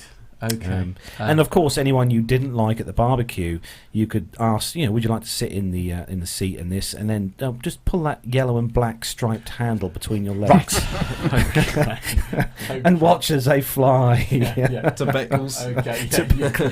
Good stick on the plus side, I think those wings lend themselves so that Gemma could hang the washing. Good point. Good point. Well made.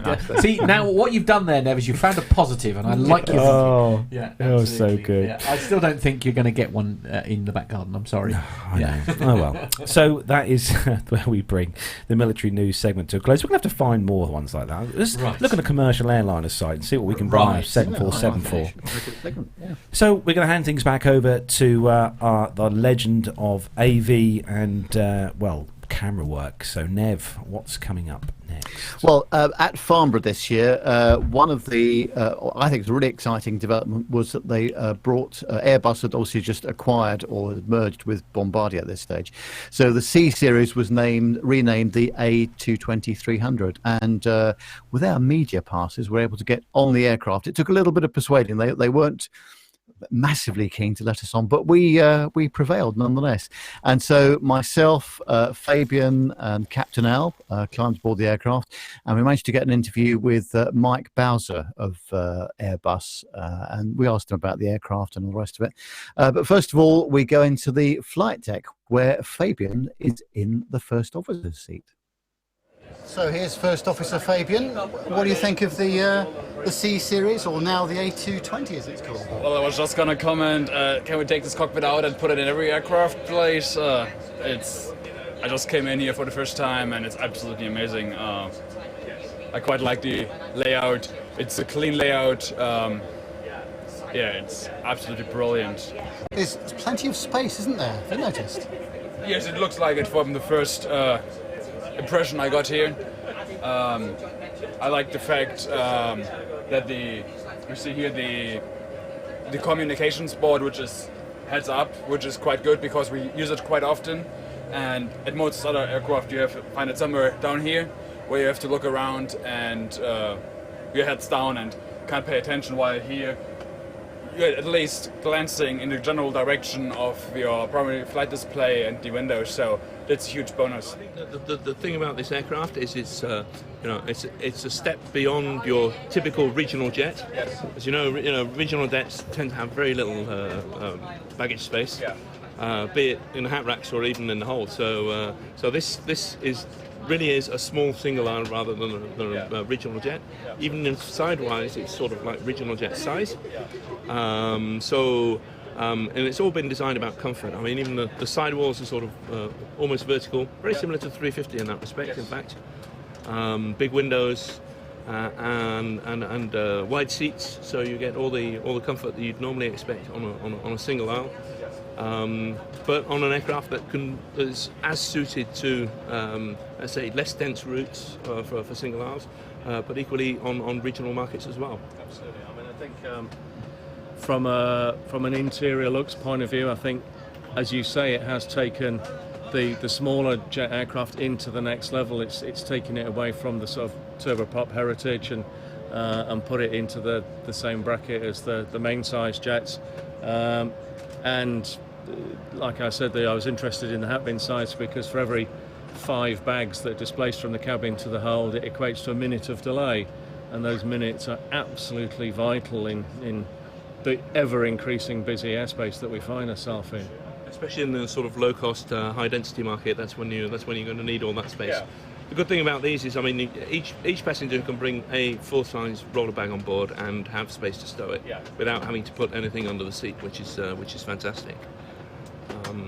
Apart from that, I mean, it's a fantastic little plane. Obviously, we've only had it for a few weeks now, but for us, it's really good because it's an aircraft that really complements our single-aisle family. So coming in on the lower end. Maybe a tiny little bit of overlap between the Dash 300, which is this particular aircraft, and the 319. But I think both of those have a role to play.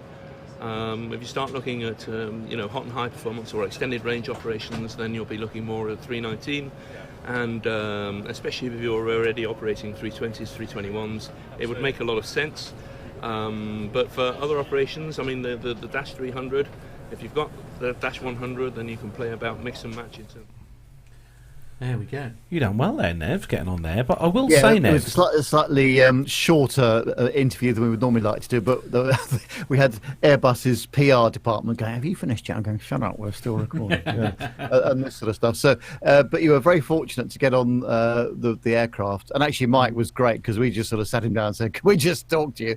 And those people queuing up behind us as well. But it was cool. Great. And I was just Myla noticed it. She was in the chat room just now, and she was saying how light and airy the aircraft is. I'm really impressed with how they've managed to utilize the space in that aircraft. It's unbelievable. It's a two one side and 3 the other side configuration. But it'll be really interesting to fly one of those on just sort of a short or medium haul sector. It looks very comfortable, I must say. The seats, I must admit, Nev, on that video, whether it's just the camera angle, but the seat backs look quite low. Yeah, they are, and a little bit too narrow for my taste. But again, I think we'll have to see how it actually, performs in service and what they actually end up putting in there. But the window size was great.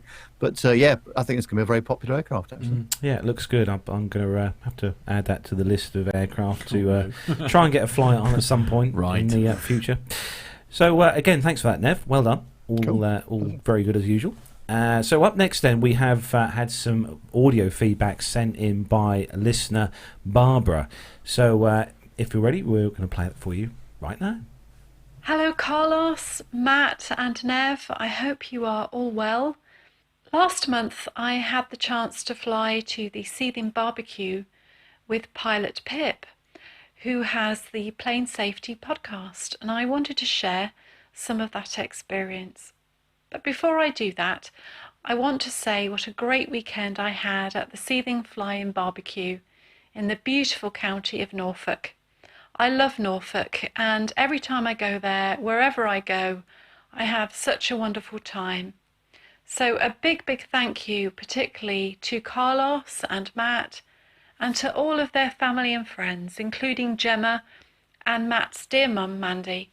Thank you for the food and the lifts and making us feel so welcome. I must also mention Nigel and Valerie White, the lovely couple who owned the B&B Treetops, where I stayed in Bungay. They made me feel so welcome and at home, and it turned out that Nigel is a glider pilot. So he wanted to know all about the fly-in, Plane Talking UK, plane safety, airline pilot guy, etc., etc. So who knows, we may have another member of the community joining us sometime. Now, an aviation podcast meetup feedback would not be right without mentioning beer.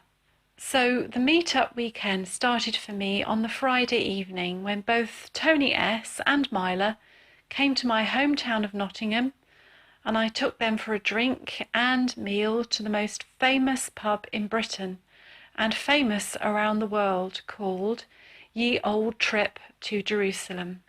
Much of the pub is cut into the rock right under Nottingham Castle, and as Tony said, it is a stunning place and it is a great place to have a beer.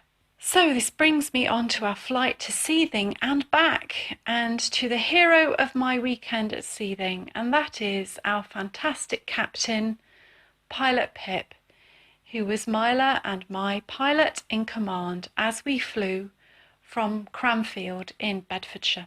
We flew in a Cherokee Warrior. I have named it affectionately the Real Green Dreamliner, with its plush interior green seats, go faster green stripe, and just a lovely little plane to fly in. I knew obviously I would be in safe hands with Pilot Pip. Going out, I sat in the right-hand front seat, the first officer's seat, and after a thorough safety briefing from him, we took off in relatively good weather from Cranfield. Much of the weather going was thickish grey cloud above us and clear around and below us, but at times it seemed a bit misty in places. I was told that in this kind of weather condition, there wouldn't be much turbulence, and sure enough, there wasn't any that I felt. Pip asked us if we could look out for any air traffic around us and let him know. So we flew over a few gliding schools, so Pip said, look out for gliders. Would you believe the fastest air traffic around us were incoming and outgoing business jets from Pip's very own airline, SafeJet? And at one point, Pip recognised one of his pilot colleagues on the radio. At one point, we knew there was a SafeJet, I think Pip said it was a Phenom, which was coming in the opposite direction, and Pip asked us to look out for it. Suddenly, I spotted it in the distance to the left side or port side. Then I spotted above us a little GA plane descending just above us, and I called out, plane above us, or something like that, but it also spotted us and ascended back up.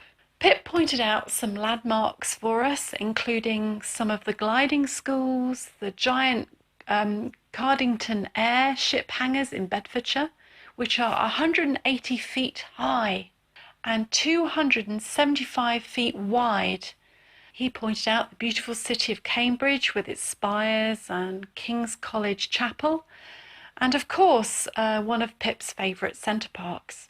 Over halfway through, unexpectedly, my captain said I could fly it and handed over the controls to me.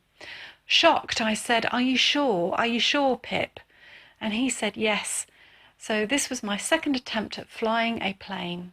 The first time was not good, but this time I was determined to get the hang of it. Now, I concentrated so hard on keeping the plane level and straight and going in the right direction that after about 15 minutes, my head nearly exploded over Pip's beautiful avocado green seats. And if my head had exploded due to concentration overload, his plane would have had to been renamed the Margarita Pizza Dreamliner. But after a while, I began to relax and enjoy it, and was a bit disappointed when Pip said we were now coming into Seething, or coming towards Seething, and he needed to take control again. My confidence had grown so much I was tempted to say, "No, that's okay, no problem. I'll have a go at that myself. I'll have a go at landing," but I don't think that would have gone down very well. In fact, we certainly would have gone down, if you know what I mean, if I had tried to land, that's for sure. As we approached Norwich Air Traffic Control, they seemed to know who we were and said something like, "Is that Pip? Enjoy your barbecue at Seething," which was a lovely surprise, but we had no idea who it was. Just before our approach, Pip made me scream when he made sure we experienced some serious G-force, within safe parameters, of course, but great fun. Then we saw Seething approach in the distance. As we approached the runway, Pip suggested we stick our nose out of the window to see if we could smell Matt's burgers wafting our way, and sure enough, I could smell Matt's burgers cooking on the barbecue, and we knew we were at the right airfield. I made sure I kept my feet well away from the pedals, and our Captain Pip brought us down to terra firma with a shout of consternation. "Oh, I bounced the landing." Well, Pip, I didn't feel a thing, and it was one of the best landings I have experienced. On the Sunday morning, we hitched a ride from Lee, thanks Lee, to Seething Airport. It was a windier day, but with all the safety checks and flight plans done, we were ready for the takeoff, and we lined up for the runway with another great pilot, Captain Al, queuing up behind us to take off. In the air, we finally went our separate ways, us going to southwest to Cranfield and Captain Al going northwest towards Liverpool and Manchester. After Pip took off, Myla flew the plane much of the way. Then our captain took command again as we approached Cranfield. The flight coming back was only slightly more turbulent due to the weather conditions. I would just like to say, on our return flight, Pip's takeoff was great despite the thousands of birds swirling around us at Seething. But last of all, I want to praise Pilot Pip's landing at Cranfield in really quite bad wind. His landing was as smooth as a baby's bottom, no bounce, and even the refuelling man, when he came over, congratulated Pip on his fine landing in such winds. So, I just want to say thank you so much to our most able pilot in command, Captain Pilot Pip.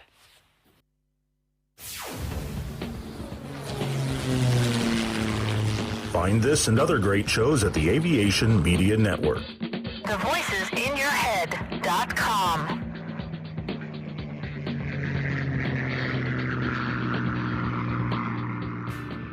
The Plain Talking UK podcast is a voluntary project that aims to keep you informed with the latest aviation-related stories from newswires across the globe. Producing our content does cost money though. If you enjoy our show, why not help us keep on the air by making a donation towards the server and website hosting fees through PayPal. Any contributions would be greatly appreciated. Are you an Amazon user? If so, why not do your shopping through the link on our website? There's no cost to yourself, and Amazon pay us a small referral fee on qualifying purchases. To find out more about the show and to meet the team, take yourself to our website www.plaintalkinguk.com, or find us on Facebook at facebook.com/plaintalkinguk, on Twitter via @plaintalkinguk, or get in touch via email on podcast@plaintalkinguk.com. Thanks for listening.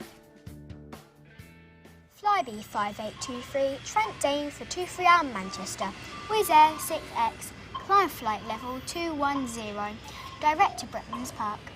United 123, maintain 280 knots. London 2TME, turn right onto Bravo, link 21, join Alpha, hold at Mora, Speedbird 472, LOC/DME, approach runway 27 left, follow the green stand 544. That's enough air traffic control for today, Nat. Bedtime. Have you ever wondered what it would be like to fly a commercial passenger jet? Looked up at the sky and thought, I wish that was me? Well, now anyone has the chance to have a go at flying in a real aircraft simulator. NP Simulations and Flight Experience London, the only official Boeing licensed product of its kind in the UK, offer you the chance to fly anywhere in the world in their fixed-base Boeing 737-800 flight simulator. And that's not all. Ground School London offers many different courses for the up-and-coming pilot looking for a start in aviation. With prices starting at just £109, the sky's the limit. So for the ultimate flight simulator experience, or engaging preparatory courses, including those for schools and colleges, check out the websites at www.london.flightexperience.co.uk and www.groundsschoollondon.com, or call on 020 300 40 616. NP Simulations. Fly your dreams. Oh, massive thank you to Barbara Parish for sending that in. It's always lovely to hear from Barbara, and obviously it's always good to hear some audio feedback from the listeners. Absolutely. We've got another one to look forward to next week, actually. We have indeed. So do keep them coming in. Yeah, podcast at planetalkinguk.com. Podcast at planetalkinguk.com. Actually, I did wonder whether Barbara was going to talk about Pip's landing that he made at Seething. At Seething, right, okay. That wasn't an audio error either. Was it not? Good. No. Okay, moving on. Actually, Pip, I think Pip's in the chat room. Is he? Sorry, right. Pip. Okay, lovely, winning. Okay. Oh no, it's quite funny, Ben, because Pip he flies for SafeJet. We call it SafeJet. He flies for kind of a bizjet company based in Europe, and he flies the Phenom 300. Yep. And he made a very interesting landing at Seething. Right. A landing. Okay, I missed that. I was a bit landing busy. at Seething. Many landings at Seething. Okay. On one landing. Yeah. Right. Okay. Slightly controversial. Anyway. Yes. Anyway. Yeah. That's it. Oh dear. Yeah. Pip, we still love you. He's just being special. Oh no. We love you, Pip. Planesafetypodcast.com. Anyway, as you all know, we have obviously tonight we've got a very special guest in the studio with us, Ben, and Ben has climbed the lofty ladder heights into the skies, and you are a fully fledged pilot, aren't you, Ben? Yeah, I feel lucky enough to say that. Yeah, got about 6. I think before he gets too involved in this, I think what we should do first of all is how old are you, Ben? Come on. 18. He's actually 18 and he's already done his PPL. That puts you to shame, Carlos. I'm not going to lie. Carlos is still doing his. So upset. Well, anyway. So how old were you when you started? When did you first take control of a plane? It's all a little bit fuzzy in my memory. Thinking back to the actual time, I think it's 14 you have to be to join the cadets. Right. So my first experience in a light aircraft was in a Grob Tutor, which they use for air experience flights. And so I'd done the air experience flight down in RAF Witton in Cambridgeshire. And I think I must have had about 3 flights there. But over the course of those 3 flights, we done circuits, we done aerobatics and different things. And back then, I was actually doubting whether I had the ability to be a pilot. Back at that stage, a little bit about my background. I sort of come from, I lived in Leiston, which is a small market town in Suffolk, on the east coast of England. I know very well. We're global. Yeah. But so for much of my life, my mother was single, so we never had a huge income. So I was always under the belief that becoming the pilot was out of my bounds. I still love planes and things and went there, but I was more looking at becoming a train driver, something like that. Still I'd difficult. love to be a train driver. I'd still love to be, yeah. If I can't be, I think that's what I'd love to do. Yeah. But I was looking at becoming a lorry driver or stuff like that, and I continued that throughout school. And then the next phase come where I started to realise that it could be possible, but to have a bit of fun, getting some experience, I started gliding. Oh wow! See, that's a very popular route, isn't it? A lot of people actually start by doing gliding and things. That must feel so. Pip's a big fan of gliding. Yeah, actually, isn't Pip he? loves gliding. Do you enjoy gliding, Ben? Do you prefer to have an engine in front of you? I think that you know, you have to get used to the 4-minute flights and whatever, because sometimes when the thermals aren't working quite as good, you can experience these times where you'll go to the flying as near Bury St Edmunds, which for us is well over an hour away. So you travel an hour away and you might only get 4 minutes airborne throughout the whole day, and you'd spend 8 hours there. But when it's good, it's really good. I mean, you'll get well over an hour flying, and it's really exciting. It's more of a sport. I mean, you find the thermals, you feel the wings sort of get a bit of lift, and you circle around in the thermals to gain lift, and yeah, it's more exciting, dare I say. It is more exciting. But obviously, in terms of actually becoming the pilot and as a career as a pilot, it's not really doing a lot. You can get certain leeways in getting your licence once you've got your gliders. Well, they call it gliders licence, but it's more of a badge. So obviously you went from gliding then onto how did you go from that to start sort of flying and working on your PPL? I think at that stage I was working, well, on the holidays at least, working about 50 to 60 hours a week in the local restaurant. Right. Wow. I somehow managed to get sucked into the world of working long hours quite early on. That's not difficult, let's be honest. Well, yeah, it's not difficult, especially when you've got a busy pub nearby. But, you know, I accepted it and thought that it would be a good way to earn money for the flight. So I applied for a gliding scholarship, and I didn't get that. And I always like to be a positive person that always follows these mindsets that you can never fail. And so my go-to option to move on from that was to start flight training with my own money, rather than let someone else pay for it, which is that's very good of you. What we ended up doing. But I think, it must have been, 2016, I started with a chap called Gary at Mid-Anglia Microlights. And we started flying their C-42 aircraft, and we done 3 hours in that until I realised that you can't actually count those hours because the aircraft is too light and those hours won't count towards your commercial licence. Right. So I stopped doing that and moved on to the 152 and 150s that Carlos flies at the moment with Ryanair in Beccles. So we done about 10 hours with those, and then something very lucky happened, which is a scholarship. Okay. Which I was lucky to get. So that covered the full cost of the licence, including all the books, exams, and everything. And that's set up by the Honourable Company of Air Pilots down in London, and they support young pilots going into aviation because they want to make it people that are interested, like me, that don't necessarily have the funds. The resources behind you, yeah. I mean, I won't mention his name on here. He might be listening, but I've got a good friend that works at Duxford. I haven't checked whether he's okay me saying this, but there was a time where, you know, he wasn't actually living in the house. He was living in quite a bad place. And everything was stacked against him, and he was also lucky to get a scholarship. So you just get a sense of these scholarships really do change people's lives. Change, like, because, you know, he was, you know, living right at the bottom. And it's not elitist. No. There's so many people that are really interested in flying, but just because they haven't got the funds, and we talk about constantly, don't we, where it is prohibitively expensive to learn to fly and this kind of thing. And I mean, even I would like to have a go at, you know, having some lessons and flying an aeroplane. But as you say, I mean, well, and Carlos, you know firsthand, of course, what is involved. It's a lot of money. Yeah. And also the insurance as well. You know, for when you're learning to fly and stuff, you obviously have to have life, a slight change to your life insurance.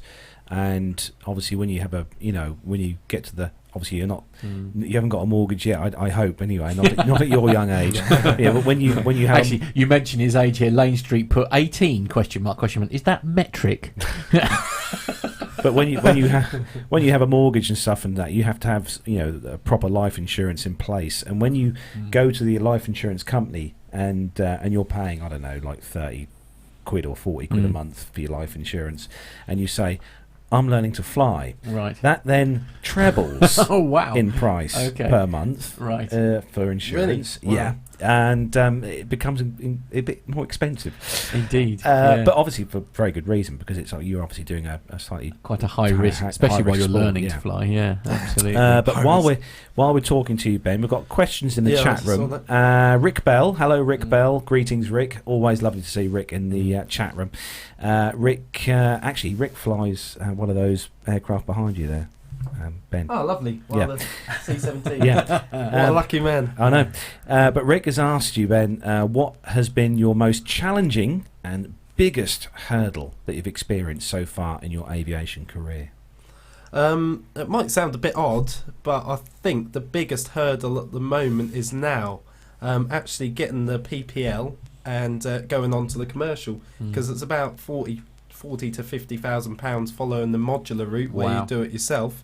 So it's about £40,000 to £50,000 you have to raise in order to do that. And I think now actually finding the best way to get that in the shortest amount of time is the hardest thing. It's going to take some thinking. Obviously universities, that's not an option, because what's the point in spending all that money? I've got my own opinion on university that it's not very effective these days, to be honest, for certain things. Yeah, if you want to be a doctor or you want to be an engineer, fair enough, but too many people go there for the wrong reasons as such.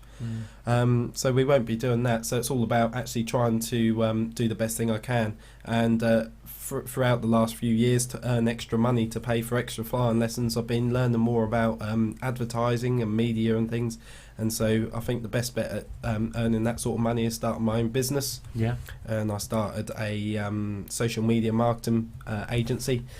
So we've got a few clients now that we do, so that's starting to take off, and I've applied to a few low hour jobs for doing their marketing as well. So I look to be working lots but also earning as much money as possible, doing social media and things like that. So that's the solution. That's the potential solution to the problem, but it has taken a couple of months since finishing the A-levels to actually get a client and get a couple of get a regular income. So at the moment it's been a bit of an uncertain time. So obviously the sort of going self-employed and that kind of thing, it's literally with a view to basically generating more money, essentially to carry out the dream. Is that the goal? That's fair, but I think I've actually fell in love with advertising. I mean, wow. That's Did you hear that, Nev? Amazing. Yeah. I just, I just get a real buzz when you get a successful campaign and they get lots of money and they get lots of customers. So my actual aim is to keep that going, build that up on the side, and when we're flying, hopefully build a little agency in a nice office in a town. I say nice office would probably be somewhere dingy to start off with. But probably Leiston, but anyway. Well, I used to live there, I know what it's like. Yeah, indeed. So Nev, any questions from you, Nev? I was just going to ask you, actually, in terms of the cost is what it is, and it's always a problem. But obviously, one of the biggest problems in flying in the UK is the weather. And did you find it difficult to keep the hours going? Oh no, we've had some decent weather during the summer, but normally it's quite difficult to get the hours up and to maintain the standards that you need. Have you had some problems doing that at all? Yeah, I think it was quite difficult actually when I was doing the scholarship, because I only had 3 months to complete it. So they set I finished the first half of A-levels, and that's when I went on a little trip. Right, met Matt. We went off to. Yes. I turned up late because I was actually wondering whether not to go. Yes. He remembers I turned up late. Yeah, were you literally coming off the back of a trip from somewhere? You were possibly running late from coming back from the airport. Well, what happened is I come back from Rhodes in Greece. That's right. About 3 in the morning. Yeah. I went to sleep as soon as I got home, and I left literally the travel time from where I live to where I had to get the bus from that Matt was driving was the time that I left. Before the it's all right, we waited for him. It's all right, don't worry. And obviously, because I'm an excellent driver, so he had to sleep all the way to Guildford. There wasn't a problem. But it's but you were doing that quite a lot, weren't you? You were just sort of jumping on aeroplanes, just as like, where shall I go this weekend? And, it's it loves aviation that much. It's so cool. Yeah, I mean, we were doing Ryanair. I think we done that year anyway. We done Mallorca, Marseille. Grenoble in the south, Oslo, Gothenburg. Where else did we go? We went to Bilbao in North Spain. Rhodes, obviously, Heraklion, Corfu, and I think there was somewhere else, Geneva. Wow. And obviously, there's a bit contradictory towards saving for flying, but when you're working so many hours, it's sometimes nice just to treat Have some yourself and do. downtime. And these weren't absolutely. exactly expensive trips, maybe £100 at the most each, just by looking on Skyscanner. Yeah. So that was a little bit of a rush, and also there's a big music festival where we live called Latitude, yes, which attracts people from across the country, and that happened to be when I was trying to get there. So I was sat in traffic trying to pull out of a junction for about 20 minutes. My leg was extremely sore from the clutch as I was off and on for about 20 minutes. Oh, it's just a nightmare. The joys of Latitude. We all feel your pay there. Well, I have to say, as I say, there's a lot of love for you in the chat room here. Richard is just saying here actually that Ben, you are restoring my faith in young people, says Richard. With your attitude, your attitude, Ben, I'm sure you're going to succeed. Well done. What a great start. So is that the dream then? Is you fancy doing a bit of commercial flying for someone like? Yeah, actually, Lane Street has said, Ben, what would be your perfect flying job? I think my perfect flying job, I don't know if you know this, but I was really lucky to go with the chap I talked about earlier who had a bit of a difficult start but now has got his PPL. Me and him were lucky to travel on a empty leg on a Cessna Citation from Bristol to Sardinia. And I think that experience just made me realise how cool private jet flying is.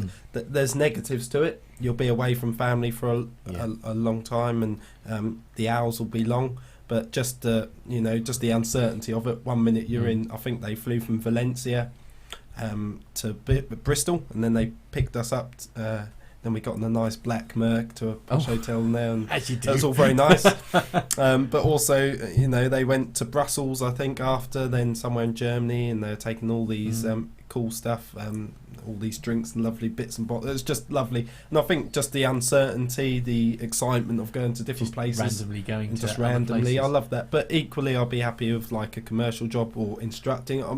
So many people get picky at this stage, but I don't think you can be. No, people say you can't afford to be. People in my village are like, "Oh no, you shouldn't fly for Ryanair." But I just think, shut up, it's a job. Just do it. Yeah, absolutely. You know what I mean? It's just like, yeah. And they don't know Ryanair is actually not too bad. I know a few people that fly for Ryanair, and they're not as bad as people make it out to be. Richard is asking, does Pip need an UFO? Actually, we need to. I don't think I want to, judging by his landings. Poor Pip. Okay, so now listen, you sent me a little video here. There's a beautiful little plane that you were flying here that I'm just going to play. I've got the sound off for it. So what is this aircraft that we're about to see here? I've seen this one. The aircraft is the Robin HR200. It's got the same engine as a Cessna 152. So it's fairly similar in many ways. It's a lot more roomy, I'd say. You've got a lot more room. As you can see, the visibility out the cockpit there is fantastic. Yeah. That's not really any of my photography skills. I haven't got any. I'll just stick it on the roof and hope it works. Yeah. But yeah, the visibility is fantastic. And the controls are really easy to use. And it's quite a modern aircraft, 1999. Which for people that are into aviation, is that just me? That seems very fast, sort of taxiing across the grass. It is sped up. It's sped up. Oh right, Yeah. I'm sorry. Yeah, as you can see, there we go. Back to normal speed. Yeah. Okay, no, that's fine. Yeah, so they're fantastic aircraft, and as you can see, it's even got GPS in. It's got no moss growing inside, which I've seen a few knocking around us. Yeah, is this transponder equipped as well? Or? Yep, transponder. Yep, and. It's got a nice little GPS in it as well. I use a nice app called Sky Demon. Very good app. Which is quite handy to use. It makes you a bit lazy at times. But but it is nice when you get back from a flight, though, to actually be able to see where you've flown, where you've gone wrong. Where you've gone wrong. Yeah, dearie me. Yes. Have you ever had a chance on your flights, Ben, to fly over Wattisham or go through Wattisham Mats? Yeah. So when we fly from Crowfield, when we're on the ground, although technically you don't have to request to enter Mats, it's always courtesy to give them a call. So we actually request to enter the Mats on the ground at Crowfield because we are inside their mats. Mm. Watersham is just straight in front of us there. It's about 5 miles, I think. Wow. Straight ahead. Yeah. You can see the A140 straight ahead there. You can see the A140. Yeah, it's Nev's favourite road, that, isn't it, Nev? Yeah. Oh, yeah. What's that? The A140, yeah, love as long as you're not in a rush. Yeah, as long as you're not in a rush. I mean, for anyone watching the YouTube video right now, I mean, if you're listening to the audio version, take yourselves over to YouTube and just watch, because the video that Ben's got here, I mean, you can see why so many people love flying, because the views are phenomenal. Yeah. Honestly, that is, you could just kind of stay up there all day, really, as long as fuel permits. So, this craft, are you just renting it for a couple of hours, or is it part of a sort of like belongs to a club sort of type group type thing? Or I think Crowfield's actually one of the better airfields. They don't actually charge a membership. It's all included in the hourly rental. So they charge about 130 an hour, which is fairly good for light aircraft. Yeah. And they just include the landing fee and everything within that price. So you just turn up. So this was a training flight. Essentially, we'd finished all the training and everything, and I needed a few hours to get to the 45 minimum for your PPL issue. So I just done a few local flights on my own. This is me flying over Walberswick, which is where I live. You can see at the moment. Obviously not if you're on podcast. I must apologise no, for keep forgetting that. Yeah. We'll ping a link in the show notes so that they can find your YouTube channel and have a look at this video. But actually, one of the questions has been asked in the chat room by Richard Adams. No, sorry, not Richard. It's Lane. Sorry, Lane Street. Do you have a YouTube channel, Ben, that people can see? I do. I'm just trying to find it now. So just I think it's called Aspire Pilot, because what I've actually done is created a completely free Facebook group where PPL students can go, and we've created cheat sheets, videos, and a free online course for all the ground school content. So you've got the CRP1 guide that we've made, CRP1 flight computer video course, and all the cheat sheets for all the exams, and that's completely free. So they're all on YouTube and on Facebook in my group, which you can attach in the show notes. But also Aspire Pilot. Is that the one? Yeah, Aspire Pilot is the YouTube channel. Richard Adams is asking what's the kind of fuel burn on that particular aircraft. The fuel burn is actually quite convenient, because it's about 25 hours. 25 litres per hour. Okay. So actually, the dials are in 1, 2, 3, and 4. So actually, it's judging by what the fuel gauge is on, that's how many hours fuel you've got left. So when it's on 2, you've got 2 hours, so it's quite easy to work out. Are the gauges, because we all know that the fuel gauges are like on the 150, are these very reliable? Well, this is going to scare you a bit. You can't actually tell, because they've got no fuel things on the wing. It's actually in the back of the aircraft, so you can't actually check. So I hope so. Yeah, right. Fingers crossed. Yeah. You know, absolutely. I'm quite embarrassed by this landing. I think we floated to Stowmarket and back. Okay. Right. So okay. you'll see. Sorry about that. If you are watching the video, you'll see what a float is. I think what happens actually in this part of the country is you get what's called sea breeze, and it changes the direction of the wind in the afternoon once it starts to develop, and this hasn't quite developed. So we were probably using slightly the wrong runway. We had a bit of a tailwind, and Lane Street says the C150 fuel gauge is a bit of a myth. Yeah. Well, it doesn't exist. I can remember my days in one of the particular aircraft where we've both flown before, and the gauge is kind of waving at you while you're flying. Hi. Right. Well, unfortunately, boys and girls, we're going to have to start wrapping things up now. But there's a couple of things I just want to sort of talk to you. So you give me a couple of really nice pictures here. So where did you take these? So they're at the in the landing lights at Stansted.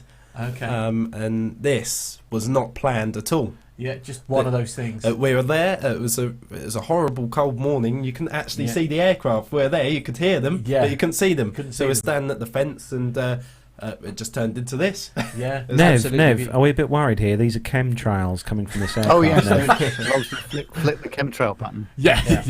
These fictitious things that we're not supposed to know. And I say there's a couple of really cracking photographs there. Is this Stansted as well? Yep, it's not a BA. It's a better. I don't know what it is. I think it's what do they use? I think it might have been a Silkway or something like that. Oh yeah, Silkway. So that's nice to see. But I just like you could see the fog sort of roll where the wake. Oh, of course, down the other way the wake. Yeah, very cool.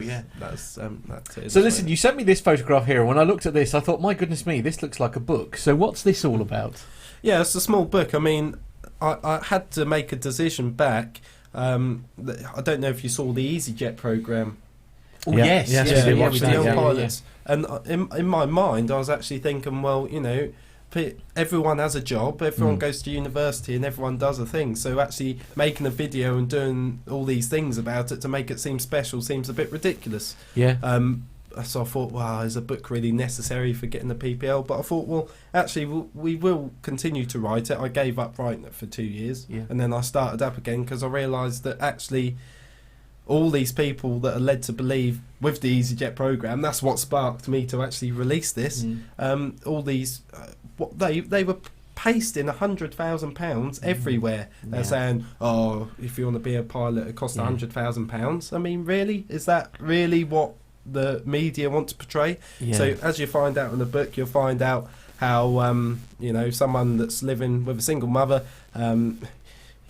It's possible. Essentially, there's some tough decisions have to be made, but essentially, it should be open to everyone. Is essentially, exactly. And I don't mean to overplay the sort of single mother struggling background, but that's the way it was. Chicken nuggets and chips every night, beans on toast. I know for some that's a luxury, and he looks like he does. Honestly, I mean, if I had that every day, I'd be bigger than I am now. Give yourself a quick plug, Ben. How can they find your website? So you can find this on Amazon. If you type in Ben Rourke, which I'm sure you'll see somewhere, it should come up, as well as the CRP1 guide if you're a pilot, and that will give you an excellent start to understand that. Okay. And then your little advertising project, how do they find out about that? So you can go on rourkedigital.com. So it's ROU... ROURKE and then digital. All as one word .com. And then you'll be able, if you do have a business, social media works at any kind of business, some more than others. But if you do have a business, I'm sure we can work out some sort of deal for being an avid plane lover. Oh, there we are. You see, there's there's a perk to being all about your aviation. Well, Ben, thank you so very much for joining us. It's been absolutely amazing. Matt, I'll tell you what, it's safe to say, Ben, that the listeners, especially the viewers on the show, have absolutely loved you tonight, being on the show. Hear. Barbara Parrish has said that you're such a natural on the podcast. It's been a real pleasure for listeners to hear you on the show. Nev, we've been made redundant. Good news. Thank you, Ben. She says wishes you all the very best for your flying career and your life, and she also enjoyed the video. Richard King has said that you guys need to give Ben a regular slot on the show. Right. He comes across incredibly well. Awesome. Lane Street agrees with that, as does Barbara and Richard Adams as well. And it's safe to say that you've been very welcome on tonight's show. And you are welcome anytime, my friend. So I am flexible with what I do. So getting involved in this, it's a nice thing to do. And obviously, coming from a small town in Suffolk, we're not used to this. We're not used to actually, the whole setup, the whole thing of being global. Suffolk's quite a boring place that people don't know. Oh, now steady. Not a lot happens. You might see a coach going... Terribly offended. Okay. So that is where we are going to bring the episode to a close. A big, massive thank you to everyone who's joined us in the live chat room this evening. It's been great to see all the regular family in the chat room. And also we're going to say a big thanks as well to everyone who also downloads the show as an audio version via iTunes, Podbean, Stitcher, all the usual podcast downloading platforms. Even boring old iTunes. Even iTunes, I know. If you've got an iPhone, sorry to hear about that. Right. Stop it. I know. We're also going to say a big thanks to Nev. Nev, as always, you are a legend with everything. Yeah. So thanks for that, Nev. And so obviously you're off to a wedding next Friday. No, here. not you. Amsterdam. I was talking to Nev. Nev is off to Amsterdam, of course, on Monday. Yeah. And anything else exciting planned afterwards? Not this week. I'm going to be very tired after Monday. Right. It's, quite a lot to cram in one day. I'm actually going to stay down at the airport on Sunday night just to shave, 45 minutes off the journey. Yes, or so. I don't blame you. But then, a bit of a full-on week in London doing bits and pieces. But, Nev, try and blag a little cockpit visit if you can. Yeah, I did do that last time actually when I went on the 7.6 because there was so much fog in Amsterdam. They just pushed off the stand and they shut down. I managed to get a couple of photos of the guys at the front end. Yeah, take some photos, Nev. It'd be great to see. Yes. Yeah. So a big thanks to you, Nev. So I hope you have a great trip next week. Yes, absolutely. Safe travels. Safe travels. And that is where we are going to bring the show to a close. So again, Ben, thank you for coming into the studio and joining us this evening. It's been awesome to talk to you. I'm sure that we'll catch up with you again soon on your travels. Yeah, thanks very much for inviting me. I hope I've done an okay job. It's nice. Yeah, safe to say. You'll do. Yeah. So I won't be here next week. I am again doing another wedding next Friday. It's all I seem to do is weddings. So I will leave you in the capable hands of Nev and Matt. So have fun next week, while guys. the cat is away, Nev. What we're going to do is outtakes from Farnborough and we're basically going to play out all content that we've got left, so we've got nothing left for the rest of the show notes should be easier next week. Absolutely. So don't forget to join the guys next Friday for the show. So that's it then from me, Carlos, here in the PTUK shiny new studio. It's a big goodbye. From me, Matt, it is goodbye, Nev. Yeah, take care. Have a nice week. See you next week. And we'll leave the final word with Ben. Say goodbye, Ben. Look after yourself, guys. Bye-bye. Enjoy yourselves.